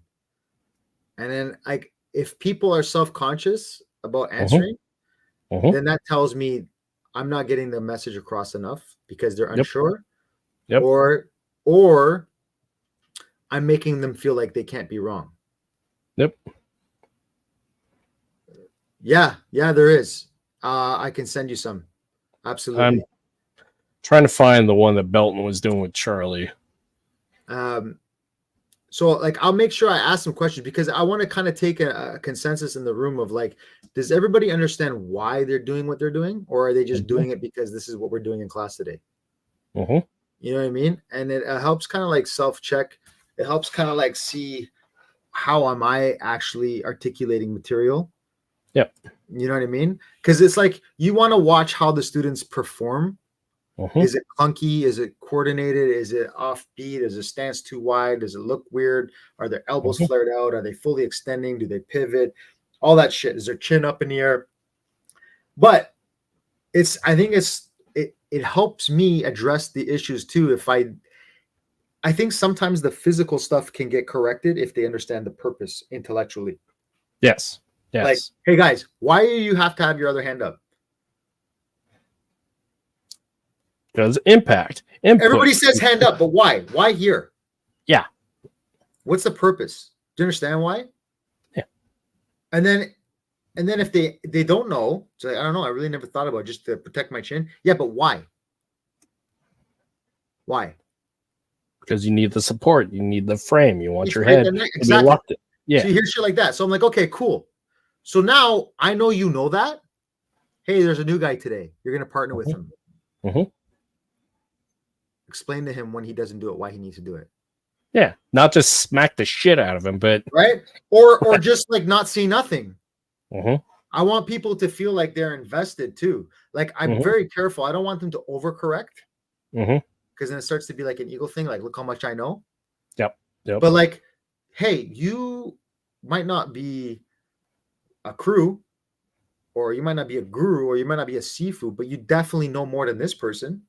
It's a training partner. That's what it is. Exactly. It's a senior training partner. You're making them invested. You're making them learn how to be leaders. And you're making them be accountable for their partner. And at the same time, because they're giving the freedom and autonomy to do that, they have to recite the shit that you've been yelling at them. So now there's no excuse for them, right? So then when I see somebody, so what I do is if I ask somebody to help somebody out, that's what I do, right? But if I don't ask somebody to help somebody out and they're telling the new guy to keep their hands up, I will watch that person like a hawk. And the minute they drop their hands, I'll be like, hey, come here. I'm like, how come you told that guy to keep your hands up, but you don't know how to do it? Yeah. And that's all I got to say. I'm like, practice what you preach. Yep. And if I drop my hand, I gotta work on that shit too. I hold myself accountable. I'll spar with them. That's one thing too. I spar with them. Spar with them. I can't get comfortable either and sit back and be like, oh no. My point is, my goal is to build these guys to the point where I gotta get better. I mean, as much as cool. I mean, leaders lead from the front, and leaders also get in the fray. Now, there's a point at which a leader can't because of physicality and age, and there is that 100%. Point. But the fact is, leaders need to prove and lead by example, and that means get in the fray. But that's that grandpa effect, right? So like, Mm-hmm. we're coaches, right? Mm-hmm. Our crop, while we can, we should still be in there with them. Yes. Because if we are more skilled and we have more knowledge than them, Mm-hmm. by us giving them that stimulus, they will feel it. They will know what the next level is. And by Mm-hmm. us having to engage with them, they keep testing us and keep us having to be accountable for our own selves, because it's easy to sit back and just be like, Mm-hmm. yeah, teacher, I've been through this, I've done this, all this, and that's it. But you're limiting yourself now, because that's great. You may not want to compete anymore and all this and stuff, but you have the responsibility of teaching. You got to stay Mm-hmm. sharp. Yeah. That moment or time for you to just sit on your chair and eat your pistachios while you suck, that hasn't come yet. No. you still gotta be there. And then you build, if you're lucky, you build these people up to the point where, like, okay, man, can you represent me? You're the guy. I'm done now. I really can't afford to be doing this now. But I'm gonna watch you, and now my job isn't to help you learn the martial art. My job is to help you share the martial art. Yes. Yes. Because I still have value. And this is where, like, this society throws older people away. Like, without Mark talking about martial arts now, older people have been through what we're going through. Yeah. And it's like, they've gone through world wars. Maybe they didn't have a COVID, but they've gone through shit. Every generation goes through shit. Every person goes through the human experience, right? They have experience. It might not be the experience you going through, but they can give you some baseline or understanding, right? Mm-hmm. I love pistachios. So if you as a young man are going through something and you come to an unknown, it is so invaluable to be able to have access to somebody older than you with wisdom, not knowledge, wisdom, and sit there and be, hey, whether it's grandpa, uncle, Tio, whatever. Hey, listen, this is what's going on in my life, blah, blah, blah, blah. And they can tell you some real shit that'll help you give you insight and help you make the right decision. They don't tell you what to do. They'll be like, okay, well, this is what happened to me, and this is what I learned, and maybe watch out for this. Yep. It gives you the freedom to draw from that experience and information and make it your own, because they've already done that work. They've already been there. They've already done that. They've lived the experience. You're going through it, but it's up to you to take from that experience and make it your own. Again, like talk about world wars. We just, hate to say celebrate, but we just observed the 70th anniversary of the D-Day invasion. Okay. Those veterans are never going to go back to Normandy to jump in, because like the World War II veterans that consistently have been doing that, this is the last time they're going to be able to do that, because some of these guys are 100 years old. Yeah, man. So it's the last time you see them, and that's a big difference, because I remember being a kid and like going to the gym for the assemblies, and we were lucky enough to have a veteran in there. And man, like, you were a kid, you didn't comprehend, but you can look in that man's eyes, or you can like talk to them, and you know that they've experienced something that most people haven't. And again, drawing from those experiences, and each generation should get better. Just like in the same, my generation's GWAT. Here in 5 years, we're no longer at the tactical level. We're no longer leading troops in the field. There's my youngest brother, who is at the tail end of the GWAT. The majority of the people in his infantry battalion who did not deploy because of age, because 20 years later, that's scary. And we don't have those experiences to draw from. So we need the old men to guide us, to mentor us, but the old men need to be a good representation of the message that they're trying to share, and not be a tyrant about it. Because talking about sharing stuff, if your job as the old man to help guide the next generation to express the art and to share the art, you should do it in a manner that's palatable and worthy of respect, by being humble and not so boisterous about it. So yeah, and to tie it back to what we were saying earlier, I think that's the problem with like social media, because the focus isn't about that interaction or that passing of the torch or that respectful, Mhm. you know, give me your wisdom, let me know what it's more about now. Like, oh, I'm the cat's meow, I'm the cutting edge. Mhm. Look at me, I'm so Mhm. awesome.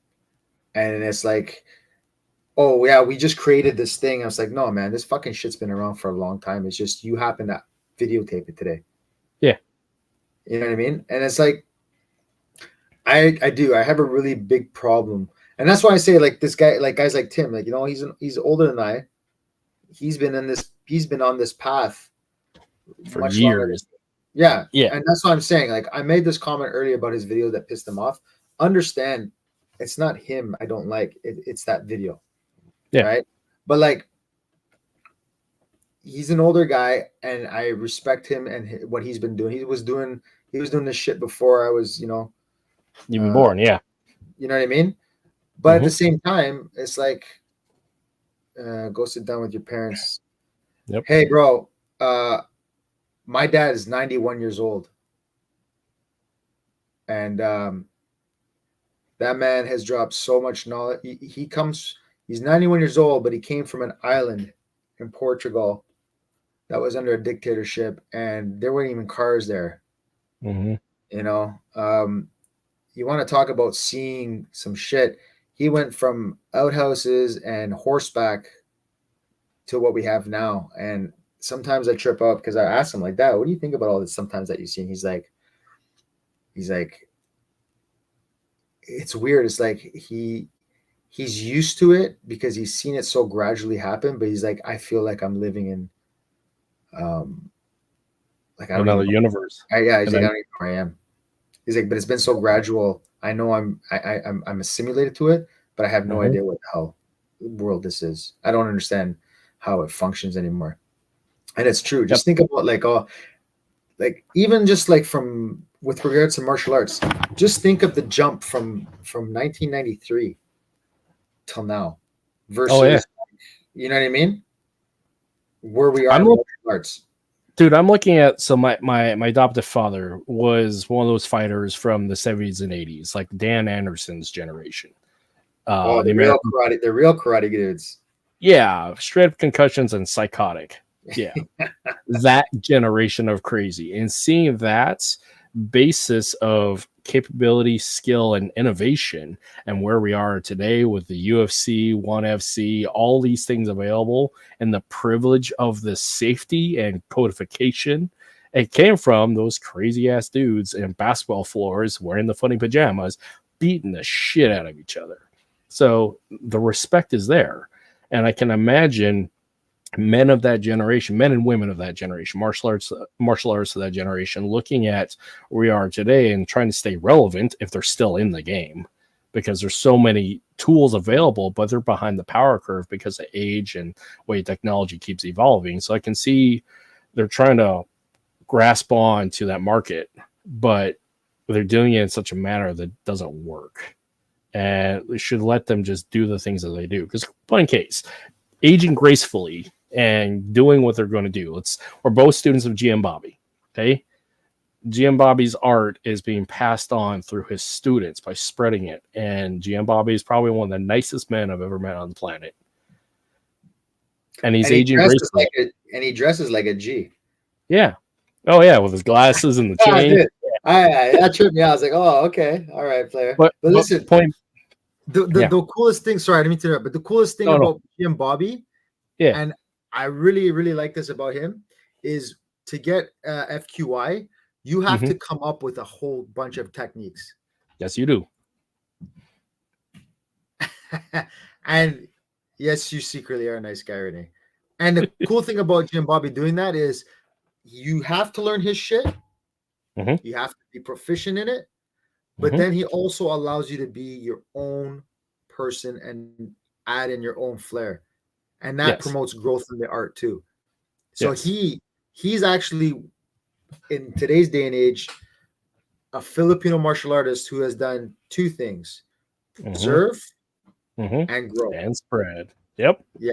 And he's doing it in such a manner that is aging gracefully, and he doesn't have to rely on slick marketing that is obtuse to push out his art because his people push out his art.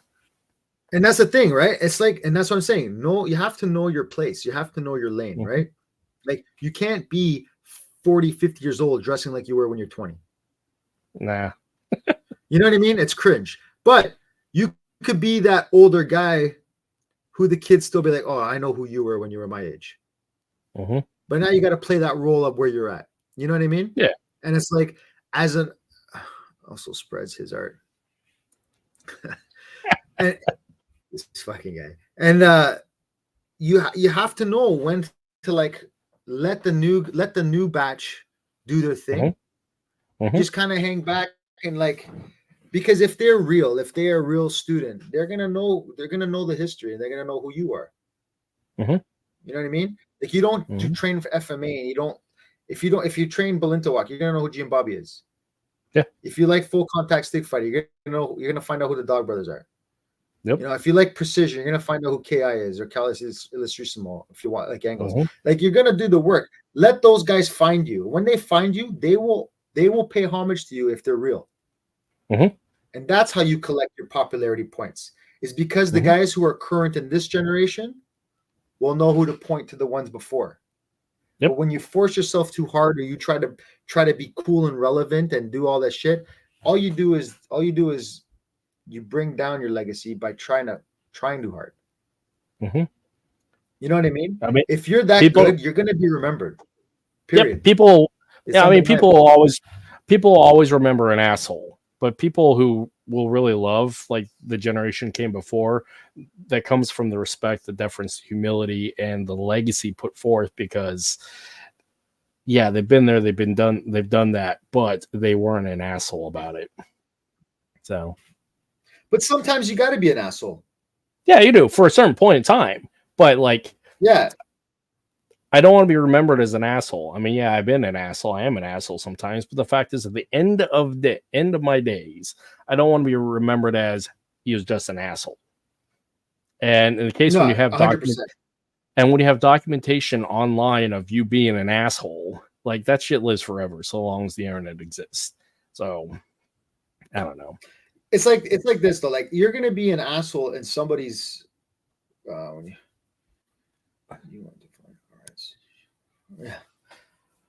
When you're known as to be an asshole, and we love you like, for it, Renee. Why? Yeah, no, you need to have them. You need to have them too. What does an asshole mean? An asshole means somebody who will speak their mind and not worry about some people's feelings. And those people might call you an asshole, but some people might find you a breath of fresh air. Some people might find you validating. And no matter how nice you are or how, political and everything you're trying to be, you're still going to be an asshole in someone's book, no matter what. Yeah. You'll always be the bad guy in someone's story. So you can't work, because I don't want to be known as the guy too that like, Mark was great, everybody liked him. Well, then that means I was fake. Yeah. I just wanted to be, I didn't want to stir any shit. I want people to remember me as like, he could be an asshole, but he was a pretty stand-up guy. He was a loyal guy, and he wasn't afraid to tell you his mind. But he stood by what he stood by. That's good enough for me. That's good enough for me. And you have to have integrity. Remembered by your integrity. Yeah, 100%. And that's what I'm saying. And that's why going back full circle to this thing, it's like you're sacrificing your integrity for a click. And the integrity of the community. And for a click. Yeah. You know what I mean? It's fucking cringe. Yeah. It is. It's not cool. It's not benefiting. I'm not saying don't do your thing, don't spread your message, don't show your art, don't post your videos. I'm not saying that. I'm just saying it's like it's not a real place. No. You know what I mean? It's not. What was Renee saying? Yeah. But yeah, I mean, I don't want to beat up on the guy so much, but the fact of the matter is we should be building bridges and not barricades, because like if we're trying to like let the trolls be beneath us, like you do that by building a bridge. You don't just like put up the barricade and allow the trolls just to have that highway to exist. So no, it's like I'm recently working with Renee, and you know what? It's like it's good to have somebody who's been there before you give you their insights. And what I've come to find is like when people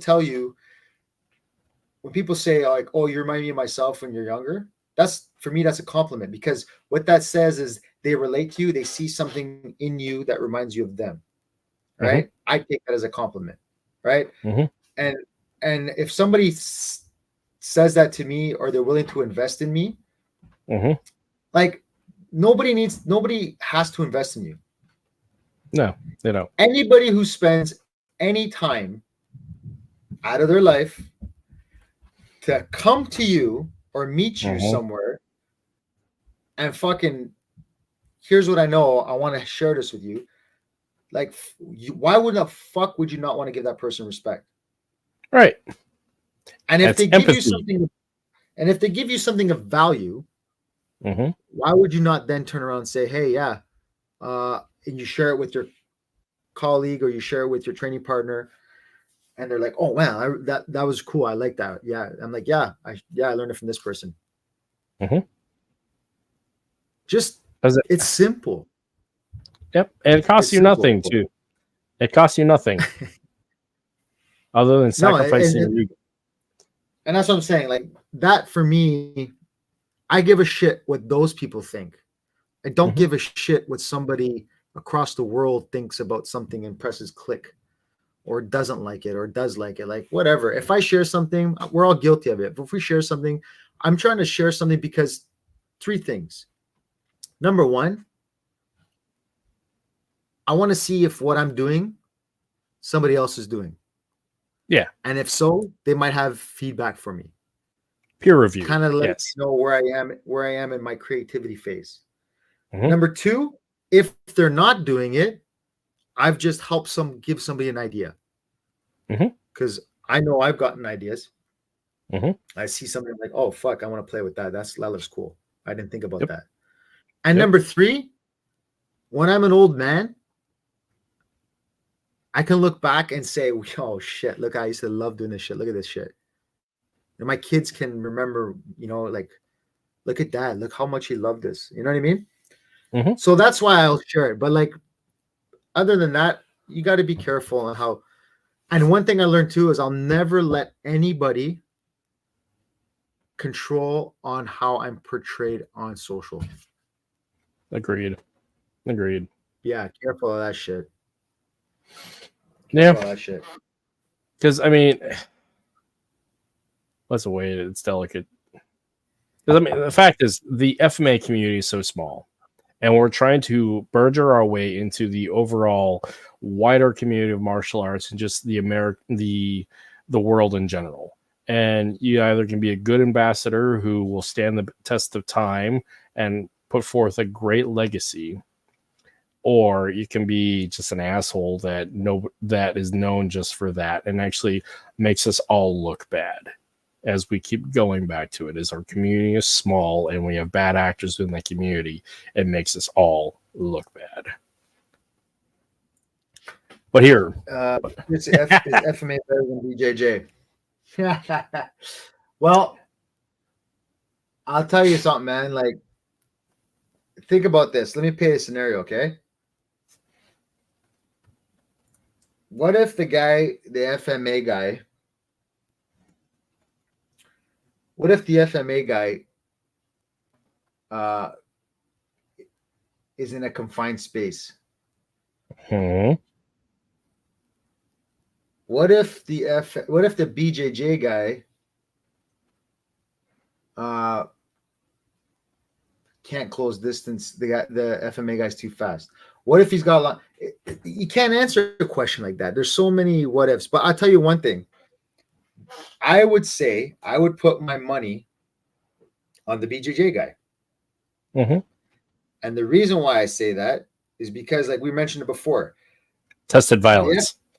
The knife and the weapon will trump. If somebody grapples you and you pull a knife and they're not used to it, okay. But what are the chances you're just gonna your go-to is just to stab somebody? It's not. Yeah. And every fight, distance closes. Even boxers, they'll go shoulder to shoulder. Muay Thai, clinch. Judo, looking for grips. Every fight will go into clinch. When that fight goes to the clinch, right? When that fight goes to the clinch, someone's going to get thrown, someone's going to go down. And the tactile of the jiu-jitsu guy, actually, that's not true. The Filipino martial arts have good tactile from Hubert and stuff like that too. But it's the threat of the takedown. Being smashed on the ground, on pavement, being hit with the planet, that is an equalizer the ultimate equalizer. Let's put it that way. That and the BJJ practitioner trains under more pressure more often. They do. And this leads to my caveat to that is, what type of FMA? Better at what is FMA? 100%. Because BJJ to a point can be described as, or can be in the category of like, what is BJJ? What lineage of BJJ? But like, as what we know in the public zeitgeist, when people say BJJ, they think what we see in the UFC and what's being expressed on social media. The problem we also run into with FMA is the same paradigm, what's being expressed on social media. And what you see is twofold. You see the crazy knife stick guys, or you see guys in pajamas doing flow drills. What you're not seeing is the pressure testing combatively, consistently, and competing within both in the majority of those two categories of FMA. BJJ, on the other hand, you're seeing that all the time. Yep. But that's why the Dog Brothers and the Psyocs and guys like that, that's the validity because but it's the validity because they're also taking into account the other arts. They're fighting complete. But here's the other thing too, right? You think of like BJJ tournaments, all right? Then you look at combat jiu-jitsu. That's a whole other animal. While grappling, people get knocked the fuck out from palm heel strikes. Yep. And MMA, right? Yep. So even jiu-jitsu changes with strikes. Yes, it does. Right? Jiu-jitsu with a weapon changes. So it's point is like there's so many dynamics, there's so many things that you can take into account. There is no one answer. There really isn't. There really isn't. But I just think the training methodology of it's the Holy Trinity. It's boxing, jiu-jitsu, Muay Thai or kickboxing, right? Because they live in the sparring. They are athletically smashing pads, jumping rope, physical resistance. They live there. That's why somebody who does like boxing for like 6 months or wrestling or jiu-jitsu, you'll see the gyms post, transformation, this person's like lost so much weight, because they're constantly like work. You don't get that kind of are all good as long as they but those three arts, they have a very quick turnaround of like payoff, right? Like think about Hubad and Chisao, right? It's very valuable information. You're learning a tactile sense. It's useful in the clinch, but you're not burning the same calories or getting that same physical exertion as like smashing heavy bag, right? So therefore, when somebody joins a gym who does that, they have to have a particular interest, or they're a particular type of person. They attract a particular type of person, right? So you don't have the same burning calories or physicality. And this boil. Go ahead. But the measurement of sensitivity, skill, and those types of attributes that are geared towards something a little bit different is still really good, but you don't see it. So it's not as marketable and it's not as appreciated. Cross training. Yeah, 100%. And that's what it comes down to. And that's why I'm saying, like, again, back to our point, you can't say this art's better than that art, because the fact of the matter is the best FMA guys that I've ever sparred or worked with, they cross train. If we're going to talk about just like straight violence and capability of violence and warfare, okay, special operators, they cross train. They cross train in all modalities of violence and athleticism, and they don't just say that this is the system.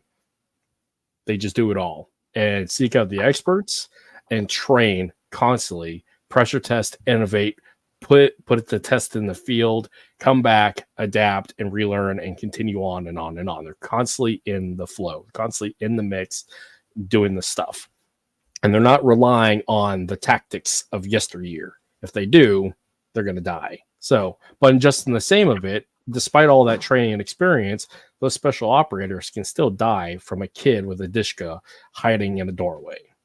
So that's the whole enemy in the universe has more of a say in it. And this going back to the issue of like, you may be a great Brazilian jiu-jitsu player and practitioner, but you can still get fucked up by serendipity. And same with the FMA guy. It's across the board. So you have to like hold your own, but you also have to hold yourself accountable to that and have the honesty of like cross training back and forth, and have the honesty within yourself saying, hey, I'm deficient in this. I should go learn that. So. And the other thing too is like if you're looking at competition, right?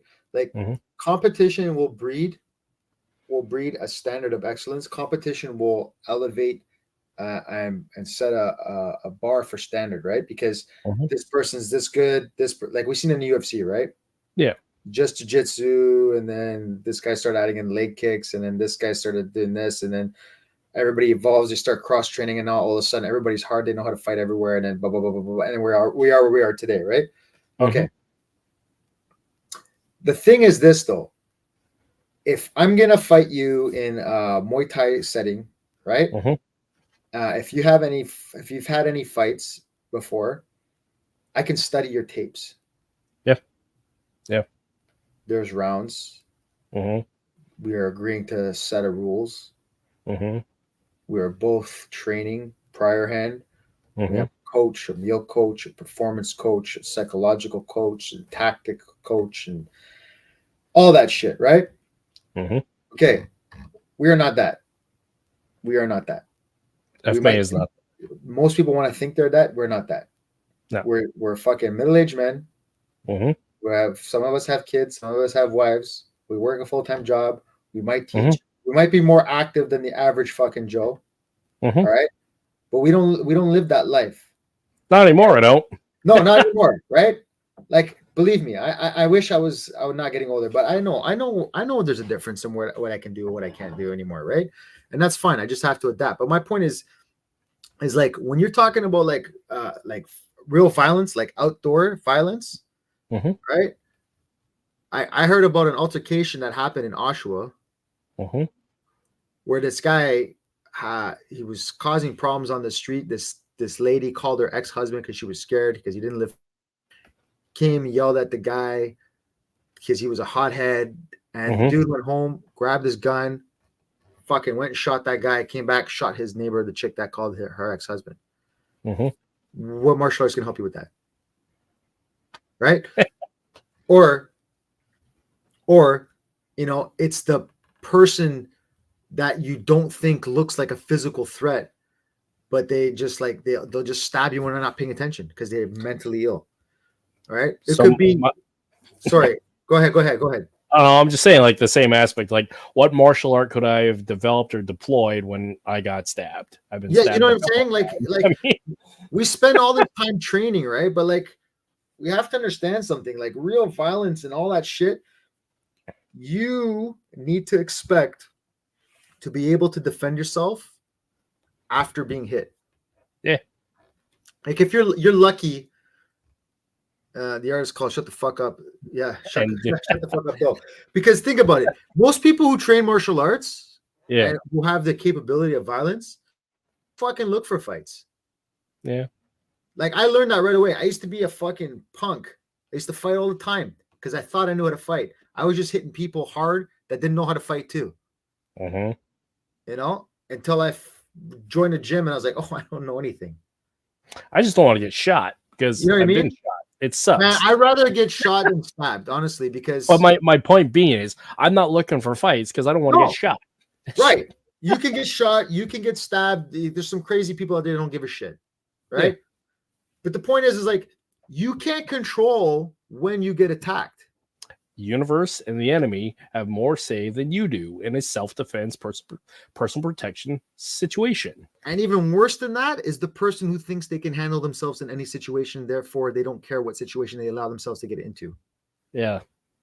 That's a big one too. Because there are people that train and they're fucking legit killers. Mm-hmm. But they have this like convoluted understanding that they think that every attack that's going to happen to them, that they're agreeing on the same terms. Yeah, it's the Dunning-Kruger effect. You know what I'm saying? Yep. Like there's some fucking crazy people out there. Crazy people out there that will just fucking hit you with your car. Mm-hmm. You know what I mean? So like, and you could be at home, have a fight with your wife. Mm-hmm. Yeah. Have a fight with your wife, be pissed off, leave the house.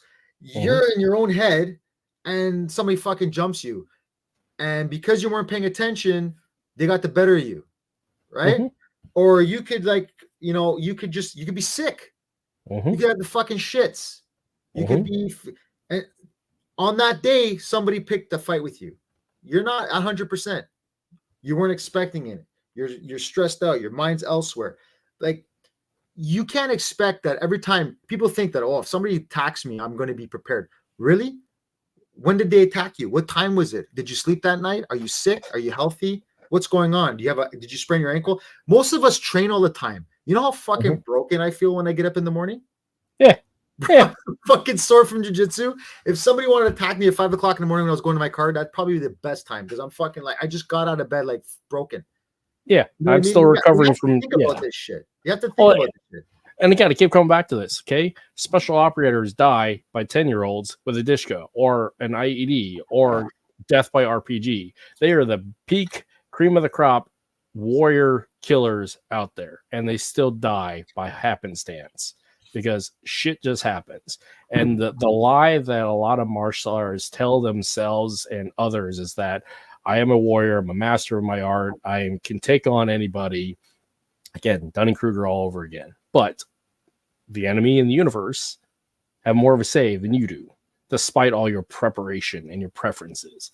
So, and it is more the reason why not to fight, because having been there, done that, you learn, like, as versatile and resilient as we are, we're also really like delicate. We kind of break easily. Yeah. So, but I mean, and that being said, though, it's like every all the time, and like, I don't know how long you've been training for. I'd imagine a long time. Since I was like 6. So see, I'm a late bloomer, bro. I only started training when I was 22 years old. I'm a generational kid, so generational military and generational martial arts. So my training started. You know how I learned about fighting with sticks? My mom beating the shit out of me when I was a kid. There you go. Right. Yeah. So, like, I started late, right? But like the thing about training martial arts is I guarantee you I would have gotten way more fights if I didn't train. So even if I'm not protecting myself through physical contact, the fact that I've exerted myself physically and have developed a confidence and have developed a skill set by the fruits of my labor, by default, the same time, even without physical violence, it still deterred me away from a lot of fights. Well, here's the other one. If you consistently engage in physical violence in a civilian setting, you're a criminal or you're subject to criminal action. Regardless if you're morally justified, you're still subject to criminal action. True. So as an adult who's constantly doing this in the streets, like, well, you're engaging in a certain level of criminality, whether you're a victim of it or an instigator of it. So as an adult, unless you're doing this professionally, why the fuck are you still doing it? Why are you still living that life? That's just a short-lived life. Yep. And it's like, and the thing about it is it gives you a sense, well, it's like not false confidence, but it gives you a sense of confidence because the majority of people don't train martial arts, right? No. Like the average, like there's a lot of martial artists, but on the grand scheme of things, it's like what, 5%, 1%, 3%, some shit like that. I don't know exactly, but it's compared to like the whole population. Compared to football, compared to soccer. Yeah. But like you training for like 10 years, let's say, at least like 10 years, the chances of you defending yourself against the average guy are very high, especially if you see it coming. Yes. Okay. If you see it Yes. coming. Okay. Yep. I like that. Why wouldn't I invest in that? But Dude, I've won more. I still need to be smart enough to understand that doesn't guarantee me. That doesn't guarantee that I'm always going to win. That doesn't guarantee, because I could run into somebody else who knows more, or somebody who doesn't feel pain the same way, or somebody who doesn't just give a shit. You know, like these people that spent, imagine fighting. Have you ever fought somebody who's done time? Oh, yeah. Dude, I was a gangbanger. So, yeah. That's a scary animal. Yeah. They don't care. Fuck, man. Like that, for me, I don't start problems anymore. No. So, like, I have won thousands of fights because I saw it. I was observant. I was aware. Never went hands on, but I've won thousands of fights because I saw it ahead of time and said, deuces, I'm out of here.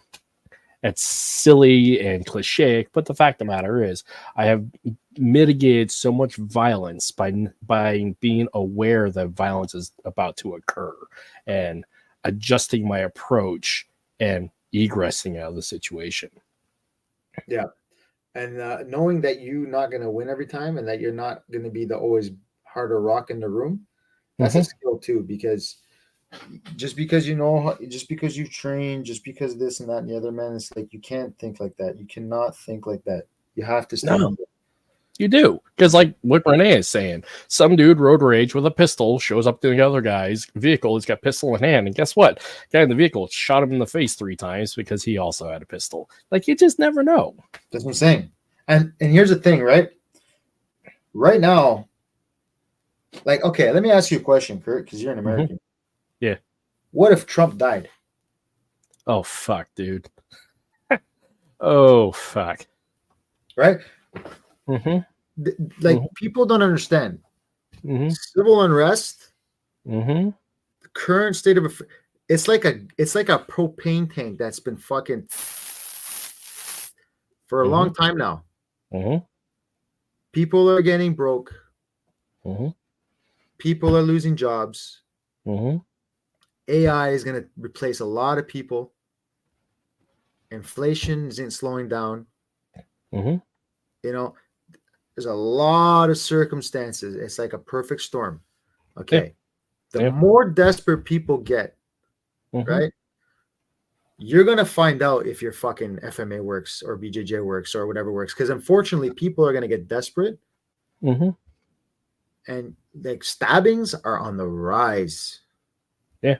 Like, so I say this tongue in cheek, but the fact is, if I'm using FMA in warfare, I already failed. Because the fact of the matter is, in warfare, I should be operating with a buddy team. I have firearms. I have combined arms with other assets.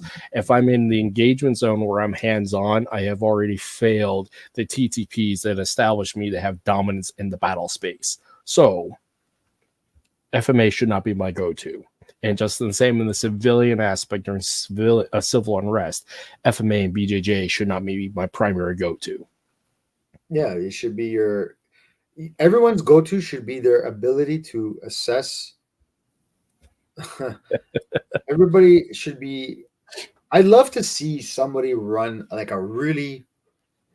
I'm going to put this out in the universe. I'd love to see somebody be able to put together a really good system of decision-making exercises where you're learning how to read body mechanics, read aggression cues, read suspicious behavior, read a room, learn how to memorize things in a room, where the exits are. I mean, I've tried to do this. I have my own things that I do. But like, I would love somebody high end, high level rather. Like, this is, if you want to talk about self-defense, it's got to be firearm, then the physical application of fighting. But it's the ability to make these decisions and to read. Like, this is like, you know how it's so cliche, like it's so tacky, where it's like, oh, pain, your awareness. Like everybody says that shit. It's like a common phrase used, right? But it really is like if you can pay attention to bullshit Mm-hmm. and understand what the ingredients are and how it looks like and how it starts to escalate, how it starts to bubble. Yeah. Yeah, my hands are deadly weapons. Yeah, that kind of shit. But like if Yeah. you understand how to just sit in a room and be like, that guy's a fucking problem. Mm-hmm. That guy's a problem. Mm-hmm. How would I navigate myself out of here if my exit got blocked? How do I befriend somebody in a like like drug dealers? Yeah. Or like that's why I like watching these shows with like these fucking murderers and these fucking guys sometimes, because like how the fuck did these people gain the trust enough to get these people into a place where they can do this shit? Because they're master manipulators. Yeah, man, that's an high art. level predators. That's an art. This is the type of shit. This is the real self-defense that people need to spend a little bit of time into. So you want good self-defense, you look at criminals, you look at killers, and you look at master manipulators. Because to operate, and here's a fourth one, look at non-white men operating in a white space. Because we have to code switch. We have to operate. But it's true. It's straight up true. Yeah, the point being is that's the thing. Because like you watch like back to Renee's saying those FMA videos, like fuck man, I see some fucking brutal ones. Or like as a former bouncer, I would say some of the best people I met, right? People you're straight up. Yeah, 100%. Because they live in that environment. You know, I was privileged. Not privileged. I wouldn't say that's a fucking stupid term, but I witnessed because of my brother. He hang around some messed up people, and I had some other people in my family that hang around with some fucking dangerous people, and like people to the point where like just them being in the room, I was uneasy because I know the lifestyle they can bring with them, and if shit goes down just by me being there with them, I'm in danger. Yeah, I don't like being around that kind of shit, right? But anyway, I'm smart enough to learn and pay attention, and just being around that world and seeing how they operate, it's scary shit. Like when I watch these videos or like these demonstrations at like events where people are doing these like cheesy fucking, the guy's already out talking with the knife, like fuck my life. I fucking think it's brutal. It's brutal because these people, like, they're building their whole defense system and tactic around something that's not gonna fucking happen. No. Because the fact of the matter is, if they're going to stab you, they're going to stab you. They're going to gain closing distance to either lull you in a sense of security, or you just don't fucking know. Yeah, because they already won the engagement because they already scoped you out, determined how to approach you, have the tool ready. They already won. This is the reason why you see so many lethal engagements involving stabbings against law enforcement, like the Las Cruces situation. Dude already had his weapon. Dude was already won the fight because he allowed the officer to come close enough that he could engage. Now, there is certain of the responsibility of the officer failing to utilize specific TTPs to deal with a contact like that, but the guy already had his knife ready. He was already engaged and prepared for violence. He already had made that decision. He was just waiting for the opportunity to engage with lethality. How do you prepare against that? No, you can't. And another thing too that I look at, I made a video a while back just to kind of like prove a point, because I was at work and we were slow and I'm bored and I'm sitting there and I had my Bali song with me and I fuck around. That's like my fidget spinner, right? Yeah, same. Yeah, you know what I mean? I'm fucking around there and I'm like, and then I was like looking at my hands, and then I have a friend of mine who told me about some stabbings that happened on the TTC. And then I was like thinking about that. I was like, fuck, I haven't taken TTC in fucking years, but when I went to college, I had to take the TTC all the time. So I was like, fuck, when I sit on the TTC, man, like, was I even paying attention? Like, this is how my mind works. This is me at work because I'm bored, right? Like, would I pay attention? Didn't even pay attention. Like, what would that look like now? If I was sitting on the TTC, what the fuck would I even look for? How does somebody get their knife out and have it ready without anybody noticing, right? So then I start looking at, like, I'm fucking around my Bali song. I'm trying to hide it. And how would I take it out? Out of that position, and I'm playing with this shit, and then while I'm doing that, I'm like, fuck, how do pickpockets and magicians do that shit? So then I started like Googling that shit, and I started watching how they do it with cars or other objects, and I'm watching their tactics, and then I'm like, okay, let me try this with my knife. So then I'm so fucking stupid. So then I'm doing this at work, and I go up, and I'm like, when I think I got something, I go up and talk to my buddy at work. And while I'm talking to him, I'm my game in my head that I'm playing by myself is while I'm talking, I'm trying to get it out of my hand, or out of my pocket, into my hand, open up the Bali song. And then before I leave, I'm like, all right, bro, talk to you later. I touch him with my Bali song, but he thinks it's my hand, right? Yeah. So when I was running with a set, there was a game called the Razor Game, where you walk through a crowd and you cut somebody without them noticing, or without them determining you're the one who cut them, or you cut them and you're able to fade away or pass that tool on. It's the knockout game from the 2000s, but it's the same fucking thing. How do you get close enough to say, I'm going to cut you just to say fuck you and egress out? Because criminals do that shit. Yeah, 100%. So how do you defend against that? You don't. You just don't. You don't be physically present there. That's answer number one. But reality is you can't. Like in the cases with me, I was at a football game. There's nothing I can defend against. There's hundreds, if not thousands of people there. It just random whack. How do you defend against that? Yeah. You can't. So that brings you to another question, right? How much of your training should be on the premise that you're defending or reacting after the initial strike? Also, how much training should you actually have in how to stop a wound from bleeding out? A lot. But do people do that? In the tactical community, yes, because we just went through 20 years of war. In this martial arts community, no. I posted a video because I was thinking about that too. I was like, how can I do this? How can I use my shirt as a tourniquet with my keys? And I gave that information off. And before I sent it out, so much, because you're invested, you're in the world, you're in that place. You can't learn unless you immerse. But before I posted this video, I was like, I want to make sure I'm actually giving information that is useful. So I knew somebody who was a paramedic, and I sent them my video. I'm like, hey man, let me know if any of this is bogus or bullshit. And he told me, he's like, dude, this is great information. A lot of this shit is what we teach. And he's like, it's good to see somebody in the martial arts community addressing this, because this doesn't happen often. But yet, that post is not going to get the same likes as the fucking cool Hubad strip to the fucking knife cut and all that bullshit, right? Yeah. Because that's the thing. The chances are you're going to get probably cut before you realize it, right? So how much of your training is spent on actually dealing with the cut? Yeah. What to do? What are you going to go through? What are you going to feel? How do you stop it from bleeding? How do you call somebody? What do you do? You don't spend that time. We all think about these cool cuts, but we don't think about how to deal with ourselves if you get cut. Also, I find a lot of FMA is always based on the premise that we already know the person has the knife and it's been shown. No. I think it's a much better.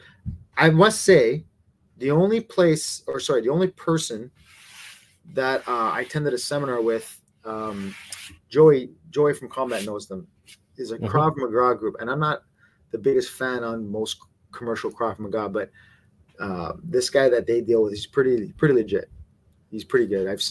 I must say, as for Krav Maga, like from what I've seen, he's the best one I've seen. But these guys, a lot of their drills are like, you get stabbed first, now react. Yes. And I thought that was like pretty fucking like, wow. Okay, cool. Yep. Like this is realistic. And the way they would do it, they would have like these drills where, they group you up and like somebody would stab you. You wouldn't know who was going to stab you, but once somebody stabbed you, it's like, okay, attention focused on them. Now deal, control, subdue, negate, navigate, monitor, whatever it is, right? But it's like, it's training you to understand that most knife attacks you're not going to see. And I think that that's not emphasized as much as it should be. No, mutual combat is a myth, but it sure looks cool on Instagram. Well, I mean, it gives people like, I don't know what it gives people. I just think it's like this wishful thinking. Because people. So here's part of the psychology. People want to see the cool thing, they want to invest in time and say, hey, I learned it, therefore I'm cool. And they also have this idea that it's going to work. And they want to have this idea of seeing something that is going to work for that confirmation bias. Because nobody wants to see themselves failing. Nobody wants to see in the rough cuts of somebody who's an authority failing. So, I don't know. Can I ask your opinion on something? Yeah, bro. This fucking oh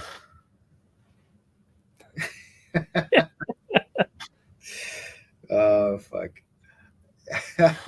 This fucking agent that couldn't and then make videos. Sorry, what was that? Can you go back to that? And then make videos and pass it off as their own shit. Brother, yeah. I'm not sure who that is because there's no picture. They're on YouTube, so. But yeah, man, you said it. There is a lot of that, and honestly, I was guilty of getting caught up in that shit, and I caught it. I looked at myself and said, "Wait a second, this is not who I am, and I'm not controlling how I'm being portrayed, and I don't like this. This is fucking cringe," and withdrew. And since then, my martial arts training has gotten so much better and focused. Like I said, in the last 2 years, 3 years, where I've refrained from that shit, I leveled up in my JKD full instructor. I leveled up in my crew, and I got my brown belt. Why? Because I focused on what mattered, and that's the fucking work.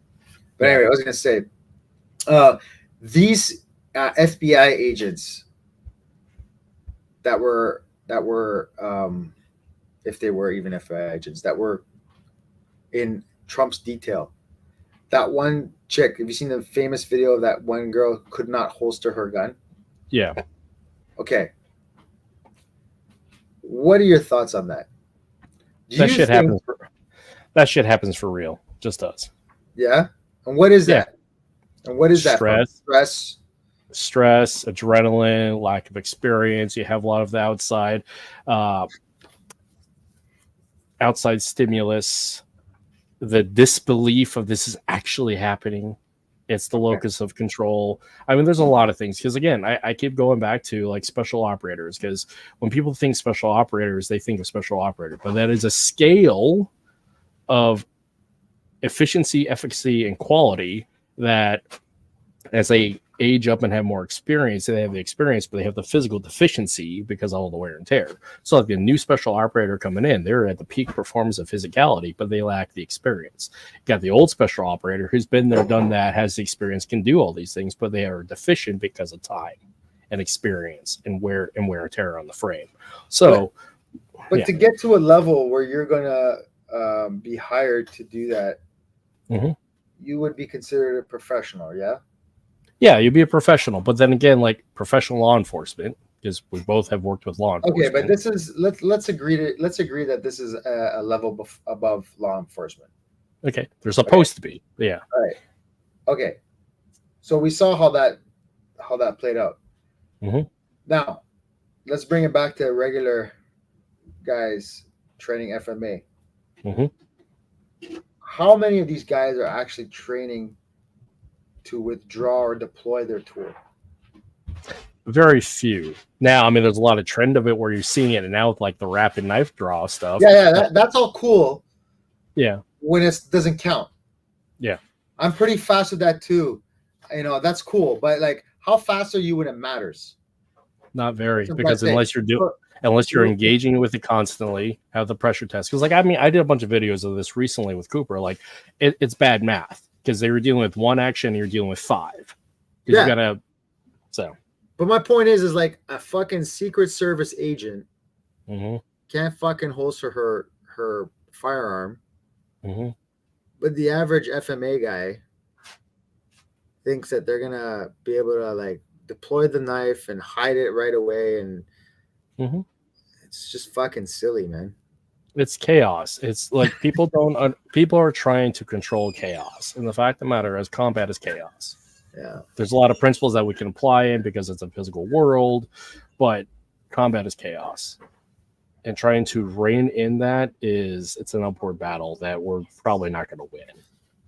So what do you think the biggest problem right now is with FMA in the training room and FMA on the online platform?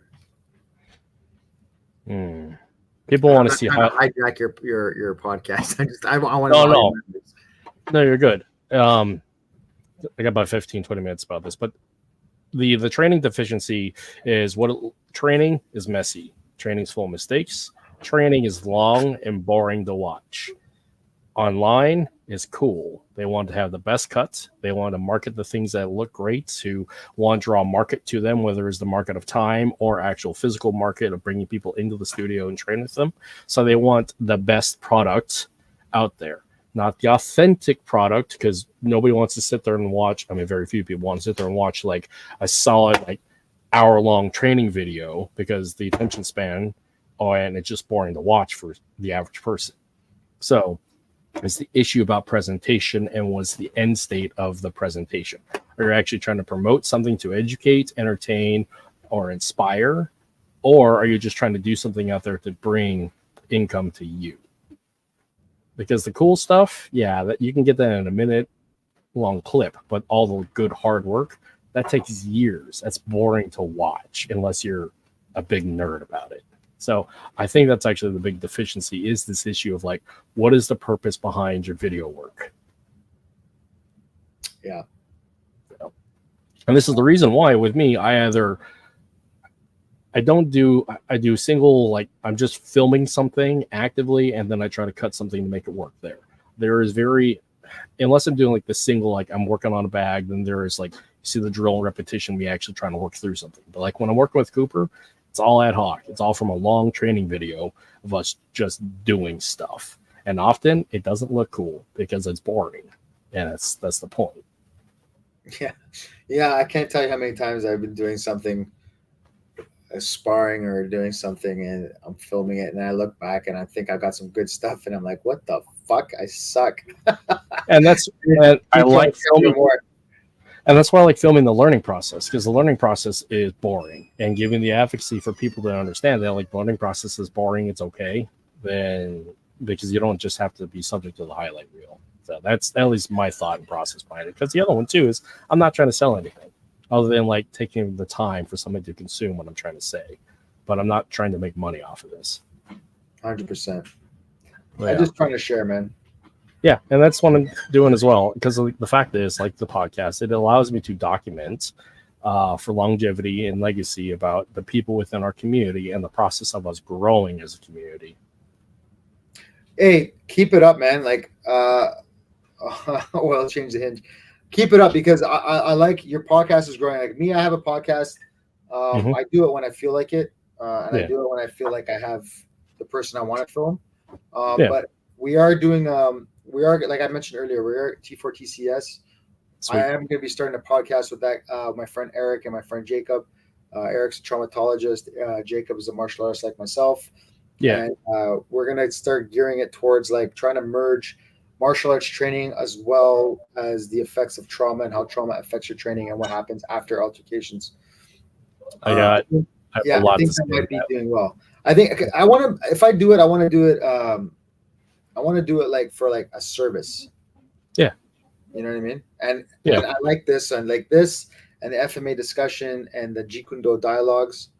I love listening to, because I think you guys are coming about it from the right approach. They're not just propping up stories about somebody in the past. No, you guys are doing good work. Yeah, I've been exposed to a lot of different minds and arts, and I learn a lot from these things. So it's really cool to be on it and talk shit. Yeah, and same for me. I learn so much from everybody that I get to talk to, and also like the gift of their time and sharing that with me. I get to make a new friend, and again, it just adds to my own wealth of knowledge because you're sharing your wealth with me. So I appreciate you and everything that you do, and this time that you spent with me, because we've been at this for like 3 hours, man. Yeah, this is like I think the longest one I've been on, but it was good. It didn't feel like 3 hours. We got to talk a lot of shit, man. Yeah. Well, we'll do it again. Yeah, this has been great. So, and again, I just want to say though, I don't dislike Tim Hartman. I dislike that post. So, because I'm just gonna say it now. He might come up with a video talking retaliate. I'm probably not gonna mention it again. So I'll just put that out there now. I don't care. But Tim, keep doing your thing, bro. Just be mindful of what you're saying, man, because some of your friends train in the arts you're shitting on. So. Yep, me included. So, oh well. But yeah, I'm going to drop you down. I appreciate you. Just hang out in the lobby, and I'll say my goodbyes to everybody, as short as they are. So, one sec. All right, thanks, man. I appreciate your time. Yeah, man. I'll see you in a little bit. All right, everybody. 3 hours long, and yeah, we covered a lot of ground. We talked a lot of shit, but we need that on occasion. As much as I try to be uplifting, sometimes we have to have a candid conversation about some stupid shit that occurs in our community. Just is. So, yeah. Anyways, no long goodbye because I'm just going to cut up anyways. So, everybody, have a good evening. Take care, and I'll see you next time.